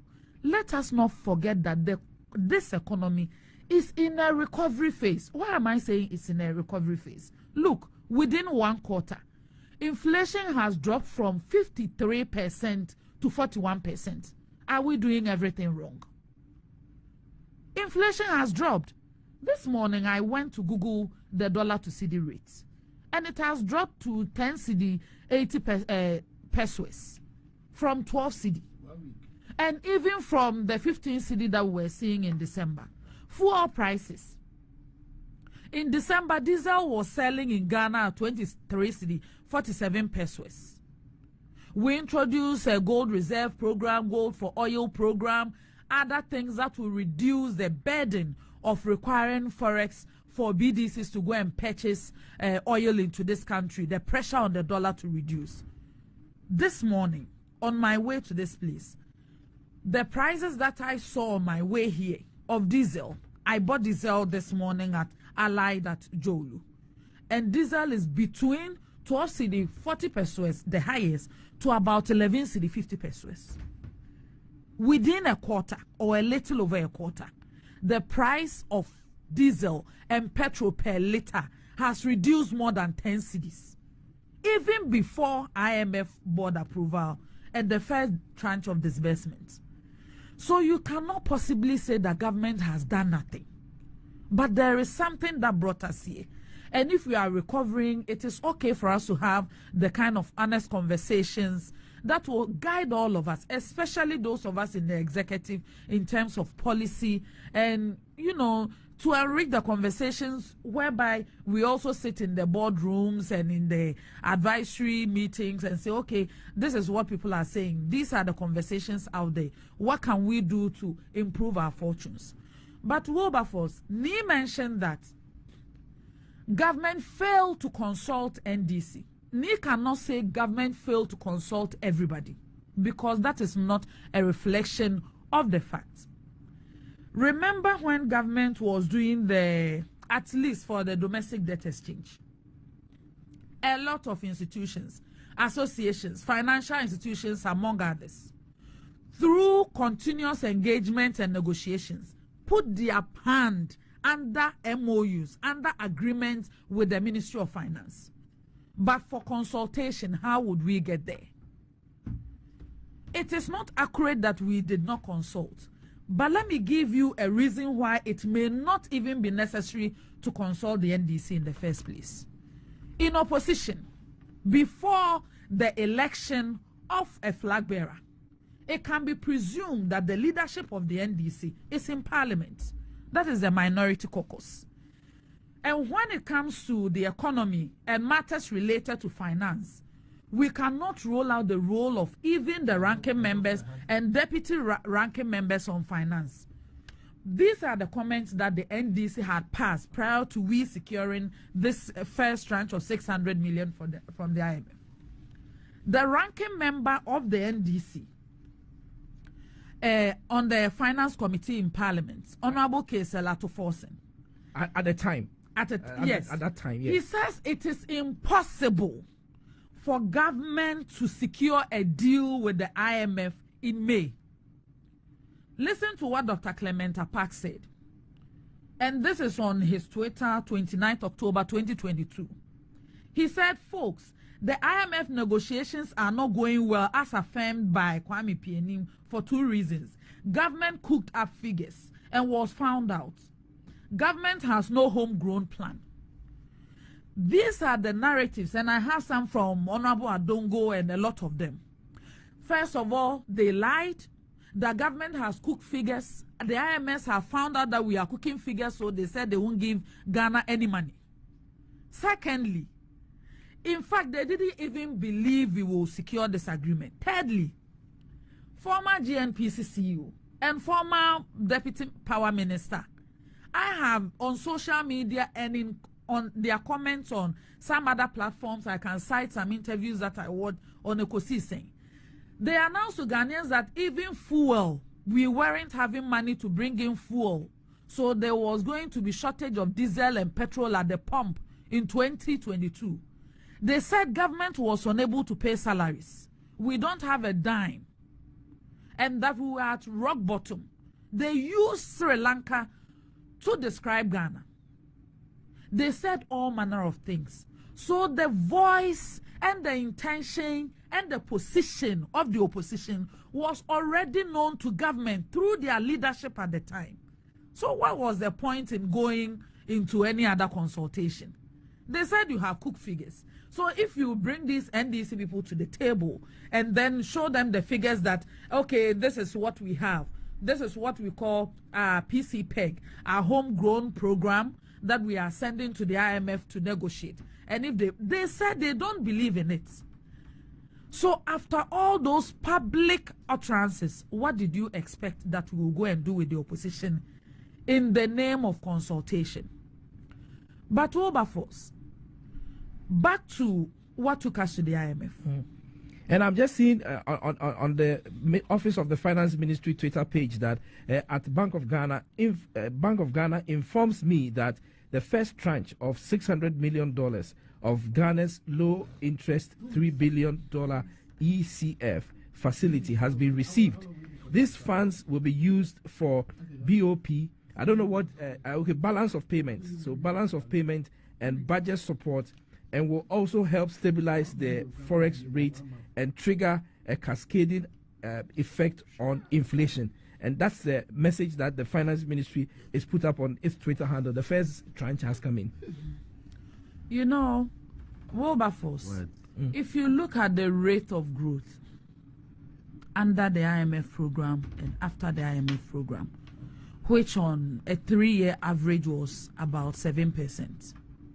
You could have projected that if in 2020 and 2021, our economic growth was at 7% or a little below 7%, Ghana should have been in the position to honor our debt obligations.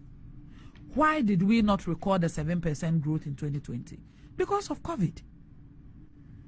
Because of COVID, people were asked not to go to work. Teachers were asked not to go to school. 3 weeks. 3 weeks. No. No, That is not accurate. The lockdown was for 3 weeks, but over a year, public services, including my ministry, they were doing. So Hajia did not interrupt you when you were talking, Yes. and I don't want you to interrupt her. For a year, Wilberforce, or even over a year, if you go to any public institution, even private institutions, including banks and telco companies, they were doing rationing, they were doing double track. You come this week, you don't come this week. That is after the lockdown. I'm not talking about during the lockdown. And you cannot compare working at 50% to working at 100%. How? Low productivity. No, that is a fact. But hold on. People were not working. Go to the We are MDA. doing digitalization. Productivity. And I'm not even the one saying that. If you look at a lot of CSOs in Ghana, who even, including Issa and others, who even came up with, they have this annual productivity index of findings Surveys and all that, surveys. yes. I had a copy for the year 2020. I didn't know this would be this approach, so I was coming to talk about strictly IMF. I would have showed you the statistics. Productivity was down because of COVID. But that's a fact. I mean, And nobody it can is a deny that. fact. Yes. It cannot be disputed. And also, because a lot of institutions were struggling, COVID, people were not coming to work. There were challenges here and there, challenges with supply chain, global supply chain. Even the prices of container, people could not even get container to move from China to Ghana or any part of the world. All those delays in supplies were affecting even industry in Ghana. It was affecting services in Ghana. And productivity was down to the extent that even government had to come out to say certain industry that were expected to pay taxes, they shouldn't pay. Is that not correct? Arts and entertainment, textiles, vehicle income tax. I think that in terms of the hospitality industry, we were told Yes. that industry was, It was completely dead. down. It was dead. Apart from some of the hotels that were taking COVID patients. who have come into the country and tested positive and they were isolated, they weren't getting any clients. Who was traveling? Now we're So the reality. fee for COVID test. So That started in September. That so started in September. So the reality is that Wilberforce, How much money? just as the IMF, and any well-meaning international multilateral institution and everybody agrees that Ghana's crisis was exacerbated because of the COVID-19 pandemic and the Russia-Ukraine war. We cannot possibly say it didn't contribute anything. The economy was already weak. know what you are saying, my dear. We cannot say Exacerbated. that. That means there was something there that triggered it. And we are Make saying it that worse. there's something that we were Hold on, saying but that has not been denied by anybody. that has not been denied. Are they We are accepting it? saying Your that finance minister is incompetent. He's We not are saying accepting that- it. Hold on. He doesn't talk about it. So we are interrupting Hajia, and it's not fair. Sorry. Yes. It's not fair, sorry. we are saying that the level of yeah, resilience that the Ghanaian economy had under President Nana Addo Dankwa Akufo-Addo, if it was only our domestic challenges that we were dealing with, we wouldn't have gotten here. Inflation would not have reached 53%. Fuel would not have reached where it reached. We wouldn't have gotten here. I don't agree with anybody who makes that assertion that our domestic challenges alone, fiscal discipline alone, our domestic financial management alone got us where we are. It is not accurate. It is the same government, the same political leadership that was there from 2017, 2018, 2019, and even later in 2019 post-IMF. Now, the good thing about this IMF program is that the IMF has a sustainability index whereby, for instance, if your debt to GDP exceeds 55%, then the IMF will assess it as not being sustainable. And if your external debt servicing vis-a-vis your revenue is also more than 18%, that is also not sustainable.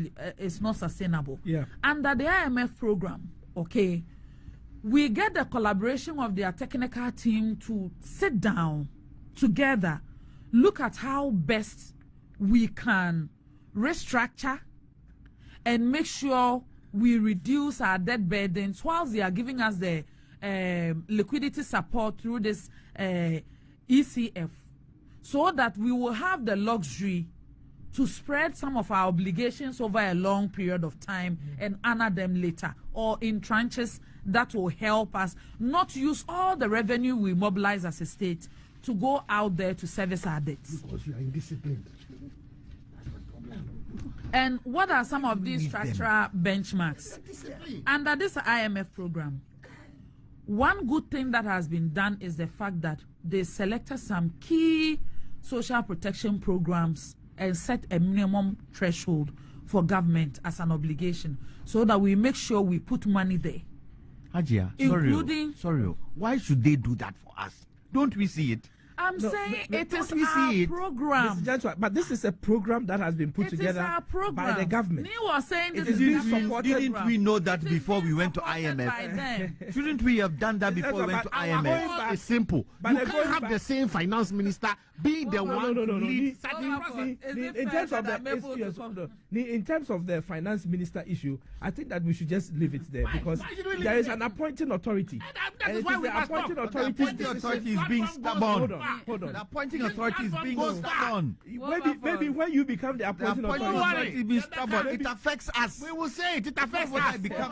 They are taking that to the Allow IMF. me, You must Adil. resign. I will use the Hajia, last you part know what? to I will talk give you about all the the time. the If they distract you, all the time I'm going to give to them, I'll take it from them. So no problem. They can continue to distract you. It's not a problem. Hold on. Wilberforce. If you don't stop, I'll turn off your microphone. Okay, Hajia.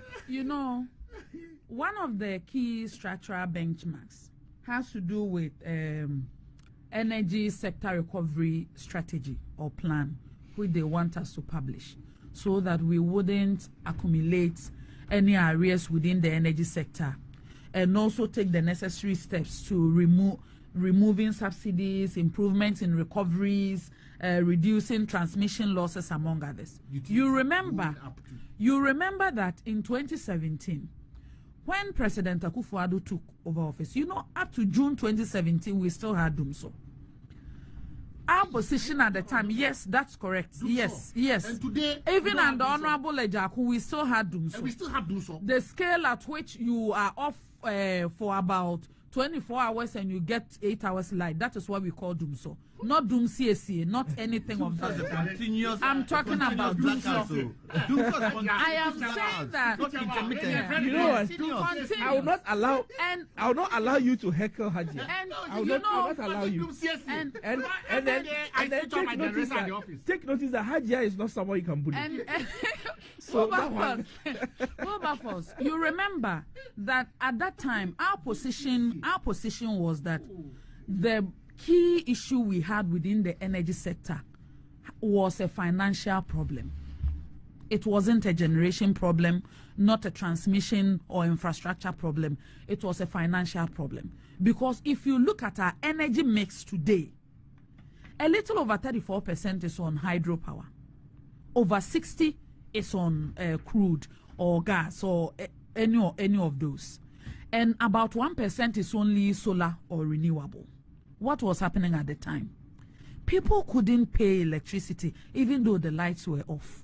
The impact of the lights being out was such that productivity was once again low. What did government do? President Akufo-Addo said, let us reduce electricity on industrial meters by 30% and reduce the cost of electricity on household meters about 17%. Was that not the case? Because the people could just not pay. The vision of this government was that we will be able to raise our revenue mobilization. We are a proud people. We will put together our domestic plan to shore up revenue mobilization so that we will not necessarily require an IMF program or any support from outside. And we are saying we got to this point because even with our best intentions, even with the introduction of e-levy and all the resistance that we faced within the first 5 months of the implementation, which led to maybe not an unsuccessful complete rollout of the e-levy. E-levy was the approach to it. We are saying that.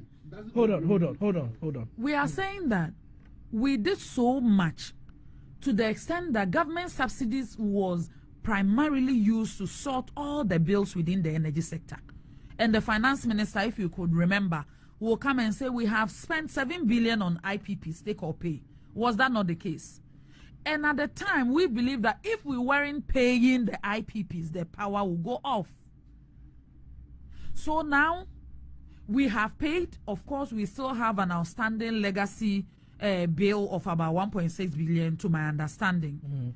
But this program is helping us in a way to put in place a structure where we will not accumulate arrears. Where one of the structural benchmarks is to make sure that our current obligations are honored. We don't accumulate arrears, whilst we are putting in place the necessary arrangements with the IPPs to sort out the outstanding obligations. It is a good thing.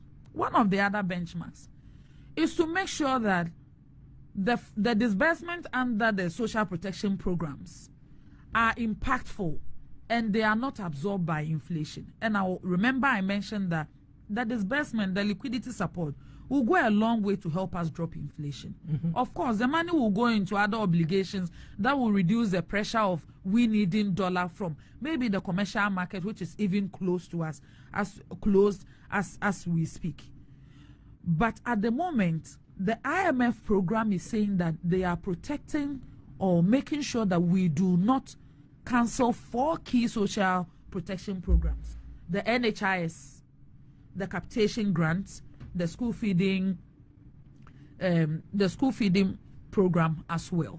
NHIS. Yes. The capitation grants. Yes. Okay. The school feeding program. School feeding. And LEAP. They are 4. Okay.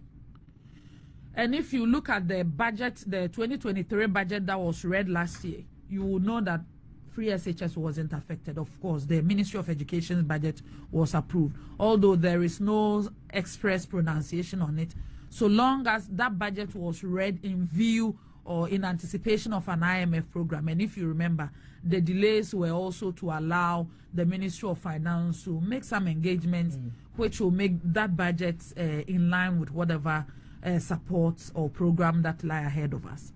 So if the social protection programs are secured and we are able to take the necessary steps to make sure whatever obligations we have within the energy sector, as ECG has already started with this robust revenue mobilization, they've been going round. And probably the recovery campaign. Recovery, yes. Okay. It's all part of the IMF. You know, so that they can recover and make sure we pay for what we use.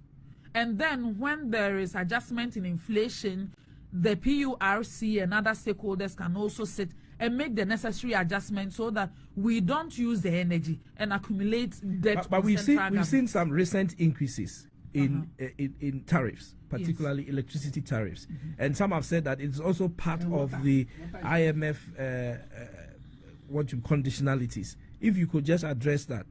Those adjustments by PURC is to make sure we don't accumulate arrears. I mentioned that government subsidies, for the most part, when we use the electricity and we don't pay, when there is adjustments in inflation, but the prices of electricity or utilities are also not adjusted, where will the difference go?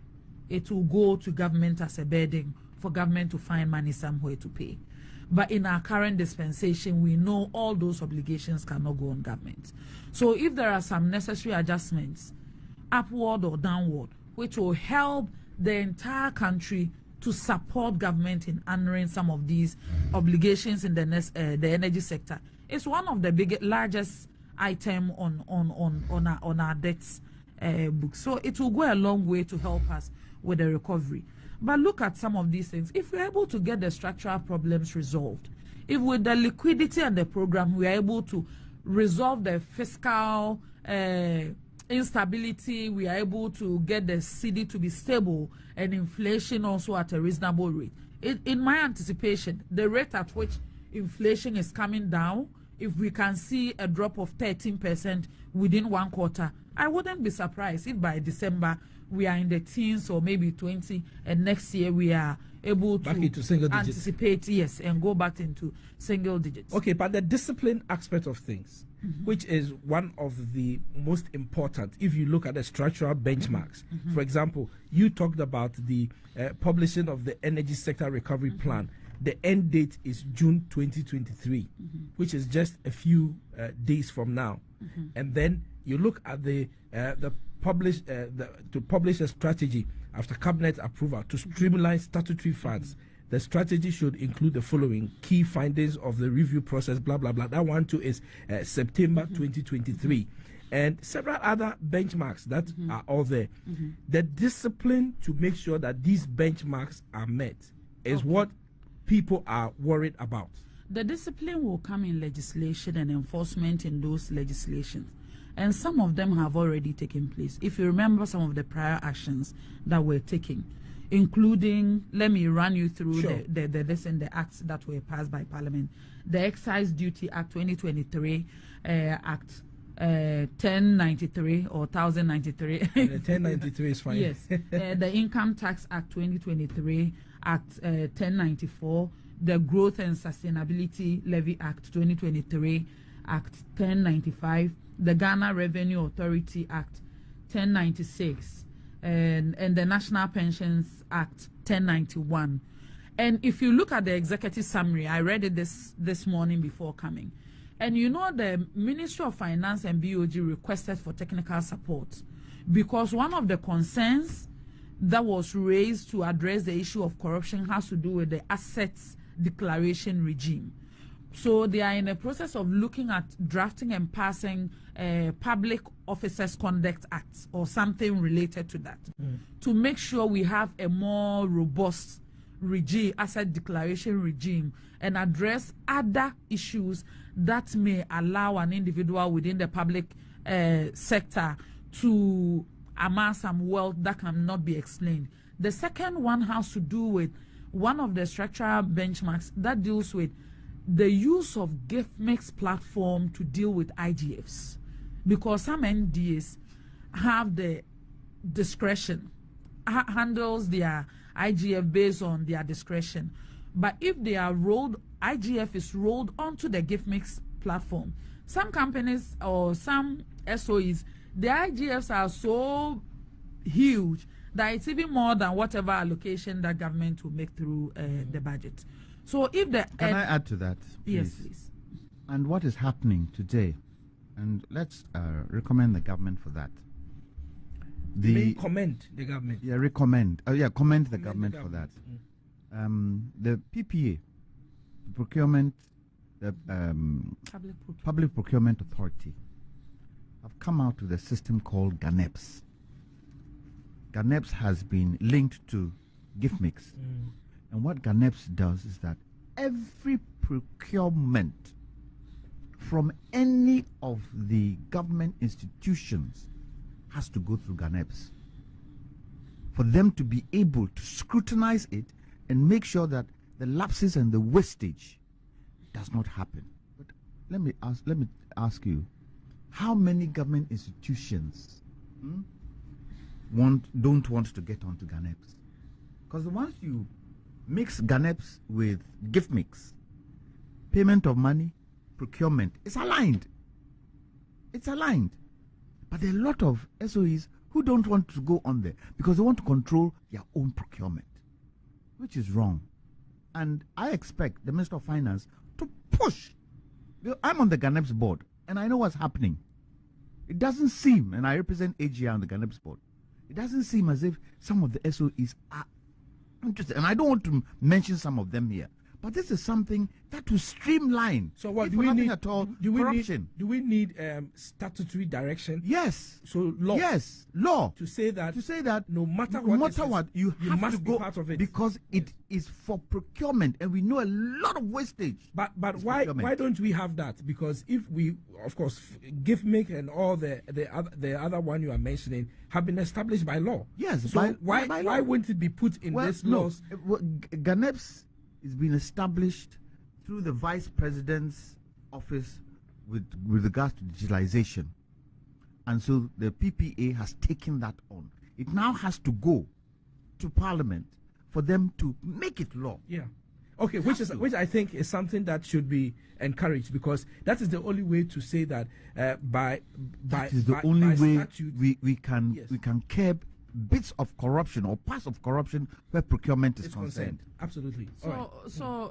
Finally, with regards to discipline, it's not only discipline on the part of government, but also on the people. We have our we must feel and begin to act that our obligation has to be collective for Ghana to get to the point where we want to go. And Wilberforce, remember that in 2021, the whole world, most countries were unable, who were due for population and housing census, they couldn't do it. They didn't have the financial muscle, and they didn't have the systems in place that was, a digital system whereby they may not have to take so much risk with regards to contact. In Africa, Ghana was either the only or one of a few countries that were able to conduct population and housing census. Let me tell you how important it is to the conversation we are having. I wasn't counted, though. You weren't counted. No, that was I wasn't counted. Wilberforce. I was counted. I wasn't. Me too. I was counted. I believe Nee was counted. That's for trouble. All of us were counted. Nee and all his household. So Wilberforce, look at the situation that this government was confronted with.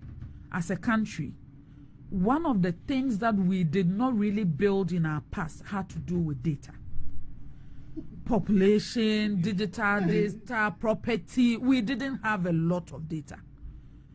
And I'm not talking about data as in someone having a box at maybe DVLA and packing papers in which cannot be traced. I'm talking about digitized data.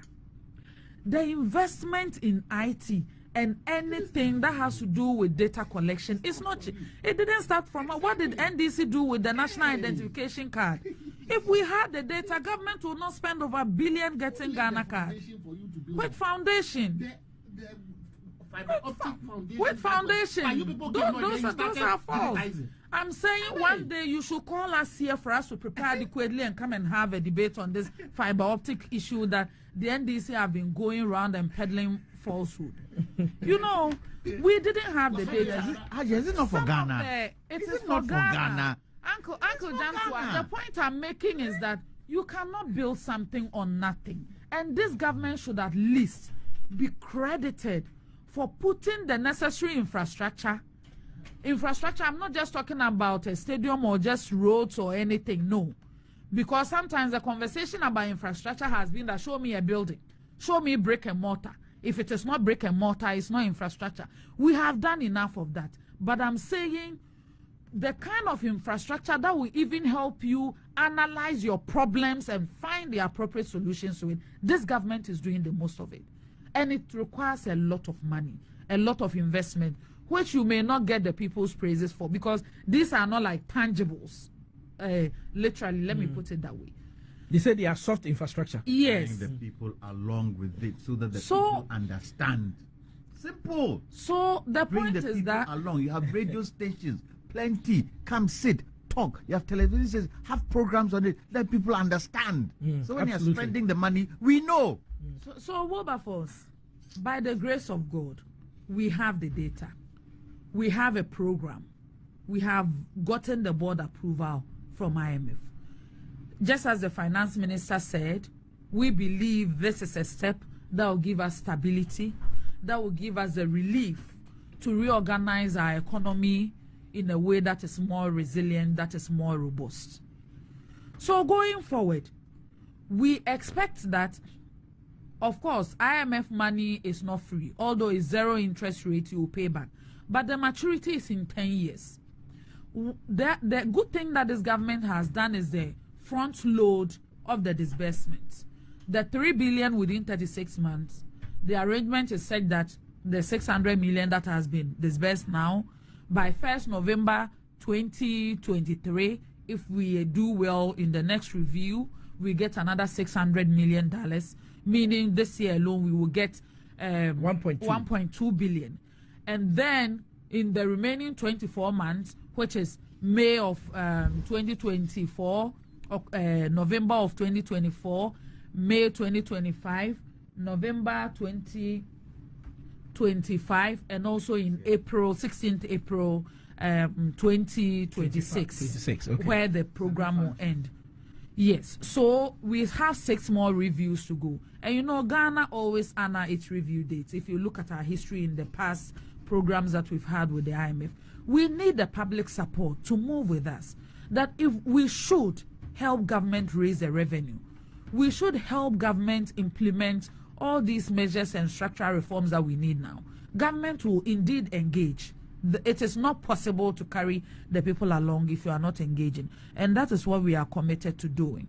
But the goodwill and the support will go a long way to help us have a very successful program and lead Ghana to prosperity even beyond the IMF program. Indeed, indeed. And then there are some messages here. We'll take a quick break after these messages and then we'll come and do the last topic. So there's Apia Dankwa who says that a former deputy finance minister under the NDC, Mona Korte, also said on another sister station that the IMF has discovered lies in data that economic management team had presented. But Ms. Jantwa and Nikpapo will never have problems about such blatant lies. But I am not surprised though. Well done, Fatih, for exposing them. And that's a message coming from exposing who? Apia Dankwa. I'm not interested in those lies. I'm interested in solutions. Yes, that's what I'm interested in. And there's Lee Tekwa who says in the that, politics of it. Mr. Host, please tell me that we are lucky to have Nanado as our leader at this critical time.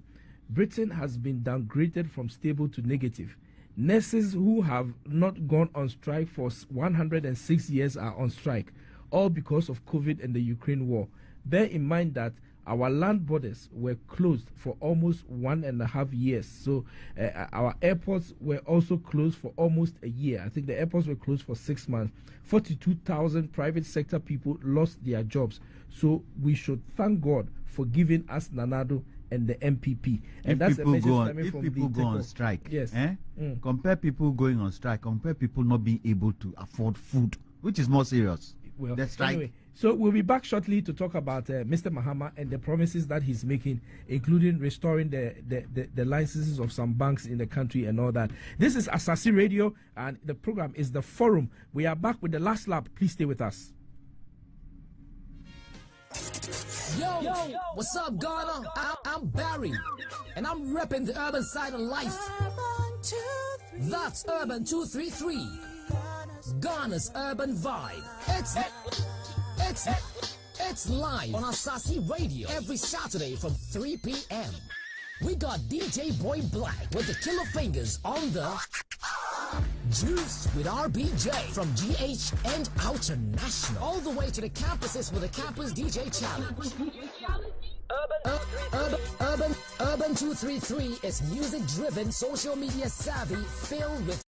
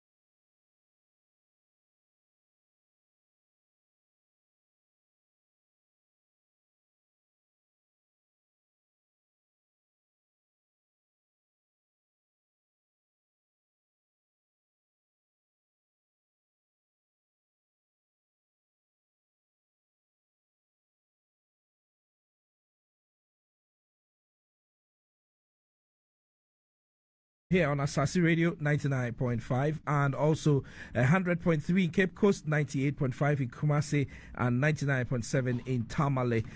My guest for today's show, Fatimatu Abubakar, Deputy Minister for Information, Nikpapo Samoa Ado, private legal practitioner, member of the National Democratic Congress, Kwame Jantwa, member of the Convention People's Party, private legal practitioner as well. Let's quickly talk about the former president, John Dramani Mahama, having won what some people say is a predicted victory in the NDC's primaries.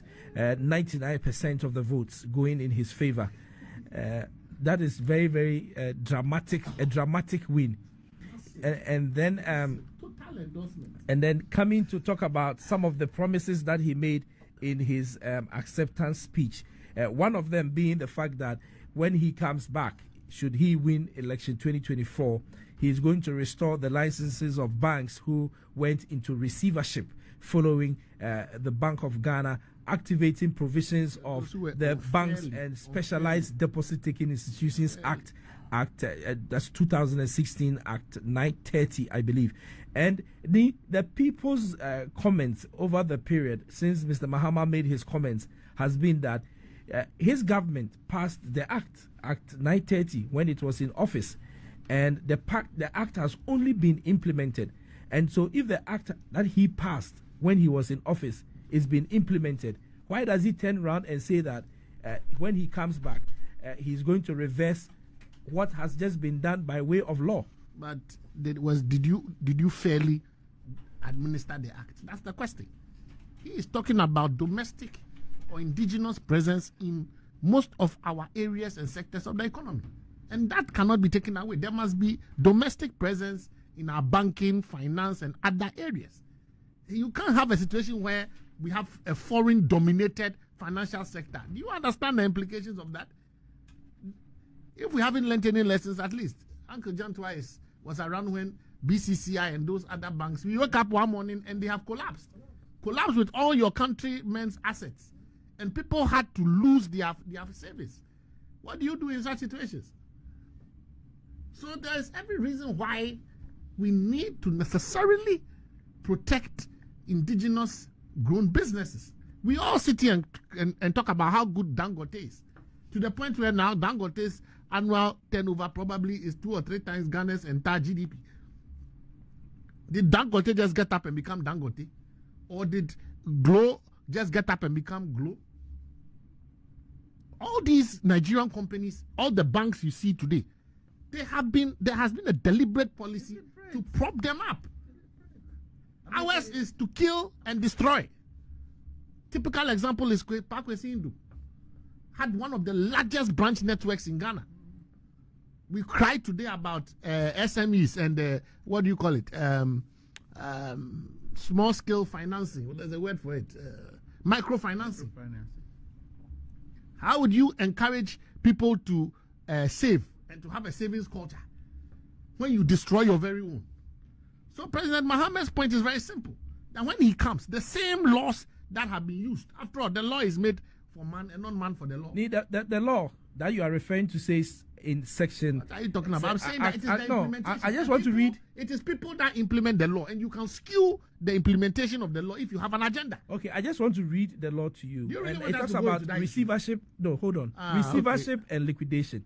Mandatory revocation of license and initiation of receivership. It is not a topic that I think that ordinarily you want us to go into. If you want us to go into it, let me give you just a few examples. What is this man's bank? The Alaji's bank. Heritage Bank. What was the reason for Heritage Bank being collapsed? It's because allegedly the one of the principal shareholders was standing trial. When is somebody standing trial when he's presumed to be innocent unless proven guilty become the basis for collapsing his bank? When was that? Are you sure that is the only reason? No, that was the principal. The allegation is that his source of funding was tied to proceedings in court because he allegedly had obtained funding from a cocoa bond deal that a cocoa.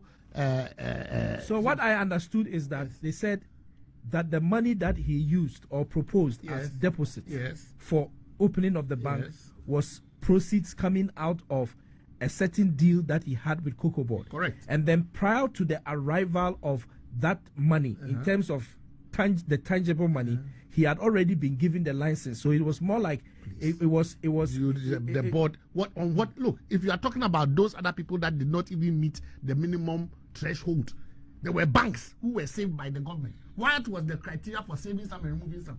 And at the end of the day, that policy has been a complete failure, because the amount of money we used to save those banks is 3 or 4 times more than what we actually spent or could have spent to save those banks. So let's just not go in there. The point is very simple. President Mahama says and he didn't make a categorical statement. All the licenses will be restored. He said those that had been unfairly revoked. So there's a caveat there. There will have to be a process of verification. Obviously, some people are standing trial.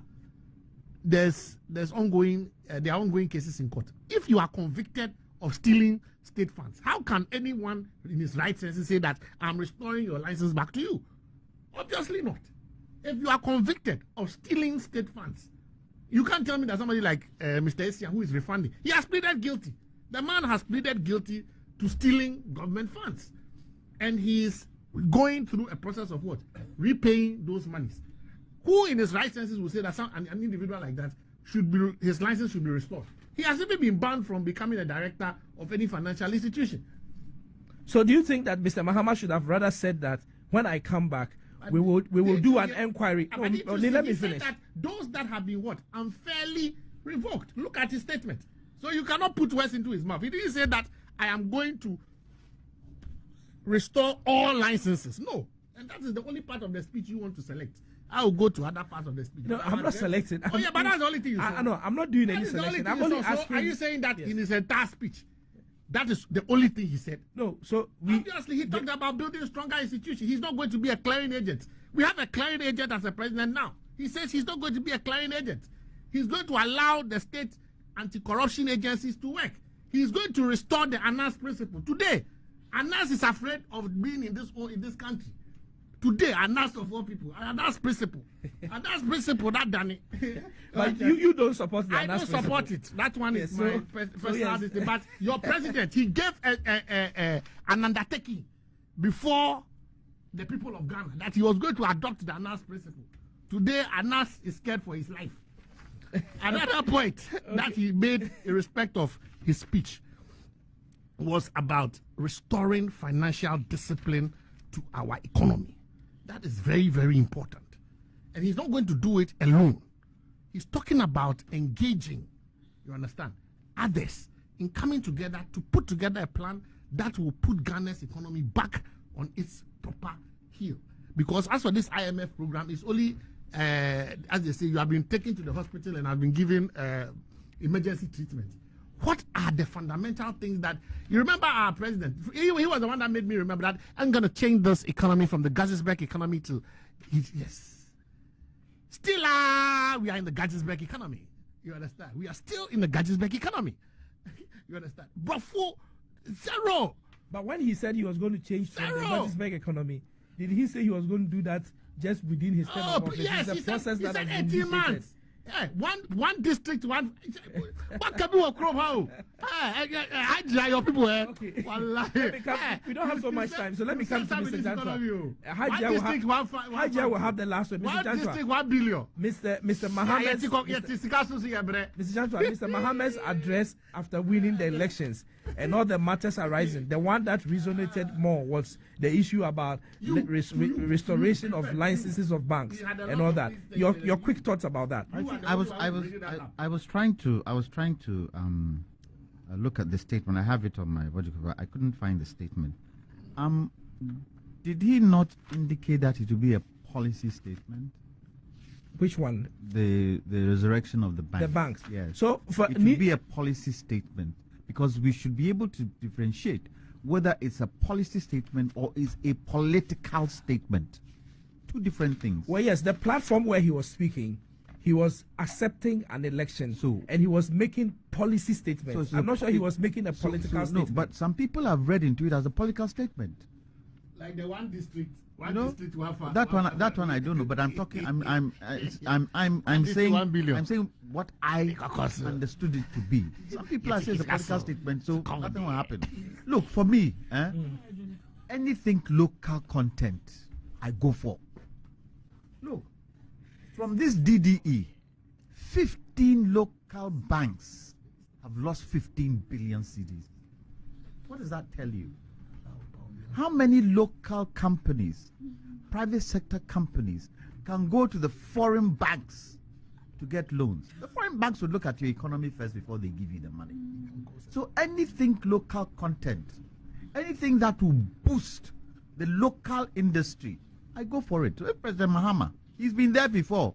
We didn't see him do it. If he says now he's going to do it, wait and see.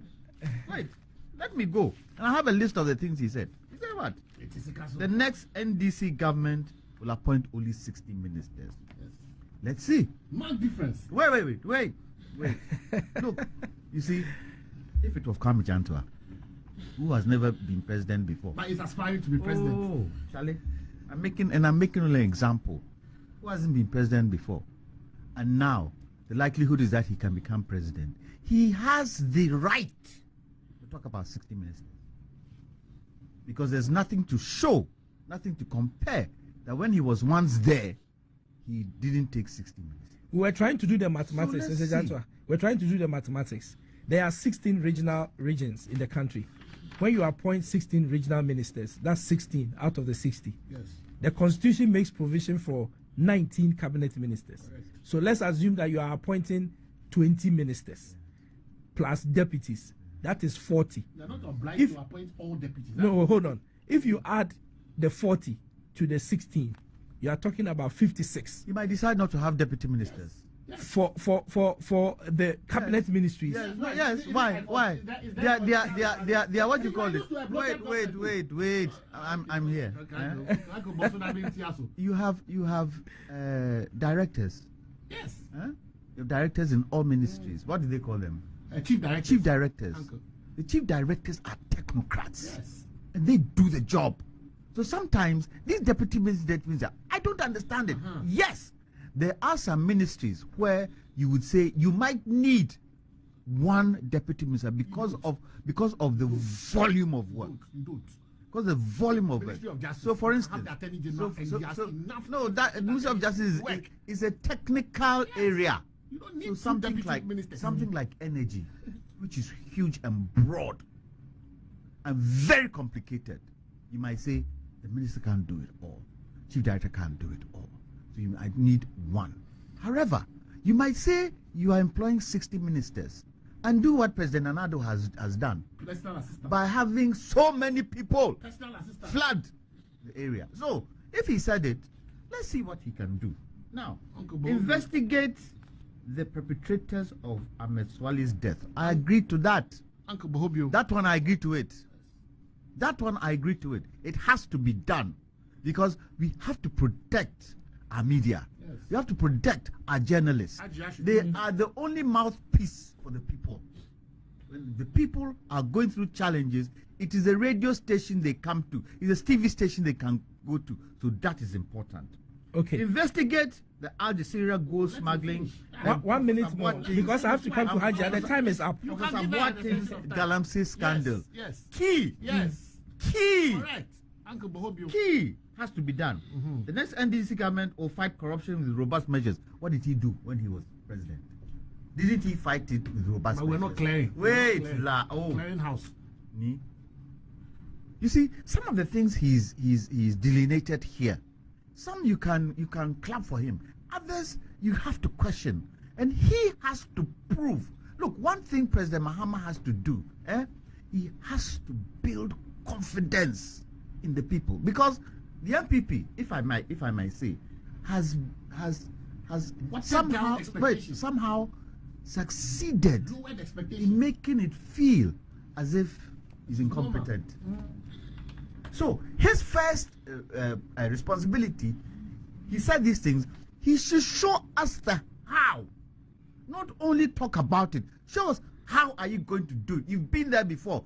tell us why you couldn't do it then and what new things you are going to do to be able to do this. Okay, Look, this topic is we'll huge. talk about it again, yes. And so let me come to you, Hajia, and to make your quick comments about it. But before that, there is a man who has sent me a direct message on my phone, so he has my number. His name is Dan, and he says, please tell Nick Kpakpo to stop defending Mahama's careless statements.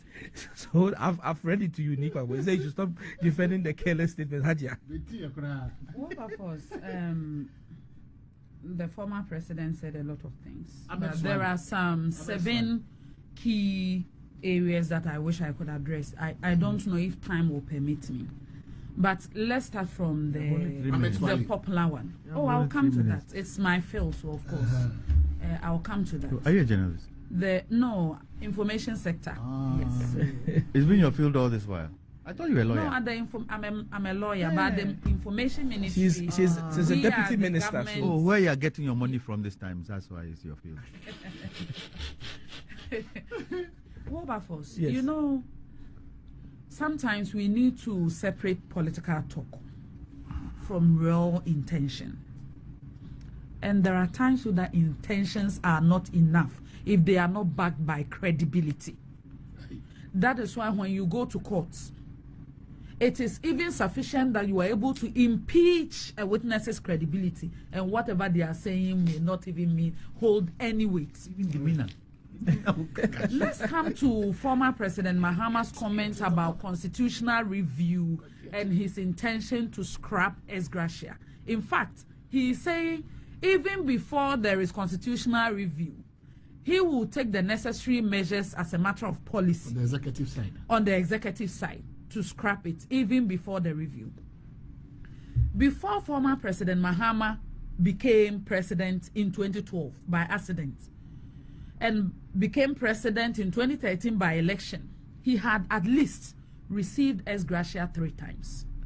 At least. Why do you say by accident? The Constitution allows them to do it. So okay, no, I'm talking about the circumstances. It's unforeseen by misfortune. Maybe that is a superior expression. Yes, exactly. He had at least received ex gratia 3 times.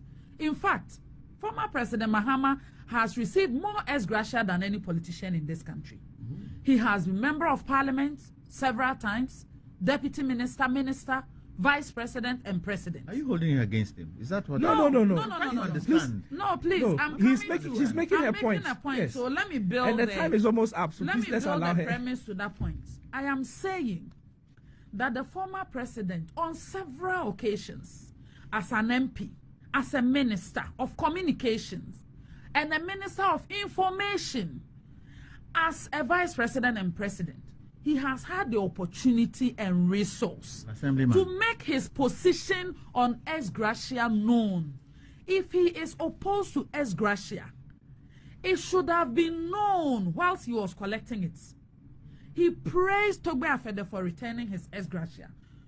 He should not just mention that I want to scrap ex gratia as a political rhetoric. At what point in time did he realize that ex gratia is no good? Ex gratia is a bad thing. We went to IMF in 2015. He collected ex gratia. He inherited the constitutional review reports and government white paper. Some of the recommendations in the 2010 constitutional review reports and the 2011 report and the white paper in 2011. What was the government's position on Article 71? They were not opposed to it. If today everything economy, you want the Vice President, Dr. Alhaji Mahmoud Bawumia, to carry the cross for economic burden. Former President Mahama cannot approbate and reprobate. He cannot benefit from what he sat in the biggest chair in this country and did nothing about. We don't trust him. He has no credibility to talk about ex gratia issues. He had the opportunity. He didn't show that he is opposed to it. He cannot show it today in retirement. Okay, Hajia, unfortunately, the time has run out. Unfortunately. I beg you. I'm sorry about that, but our time has run out. And And on the investigation corruption, who is government official one? He has so much to investigate. As a president, fourth scandal, which investigation did he constitute? There is no clearing agent worse than President Mahama. He won't even clear. He won't even constitute a committee. Who is government official one? Airbus is the biggest scandal and humiliation to this country. Bigger than National Cathedral. I'm saying Airbus is the biggest scandal, international scandal. All right. So, yes, we'll come back. We'll come back and talk about this sometime later. And the beautiful female voice you just heard is Fatimatu Abubakar. She's the Deputy Minister responsible for information.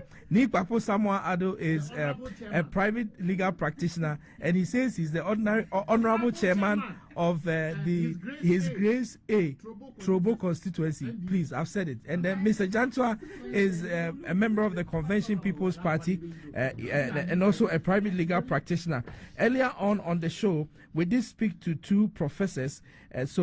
We spoke to Professor Ebo Texan. He's Associate Professor, Department of Economics, University of Ghana, and also Professor Ato Prepra, Dean of the School of Economics, University of Cape Coast.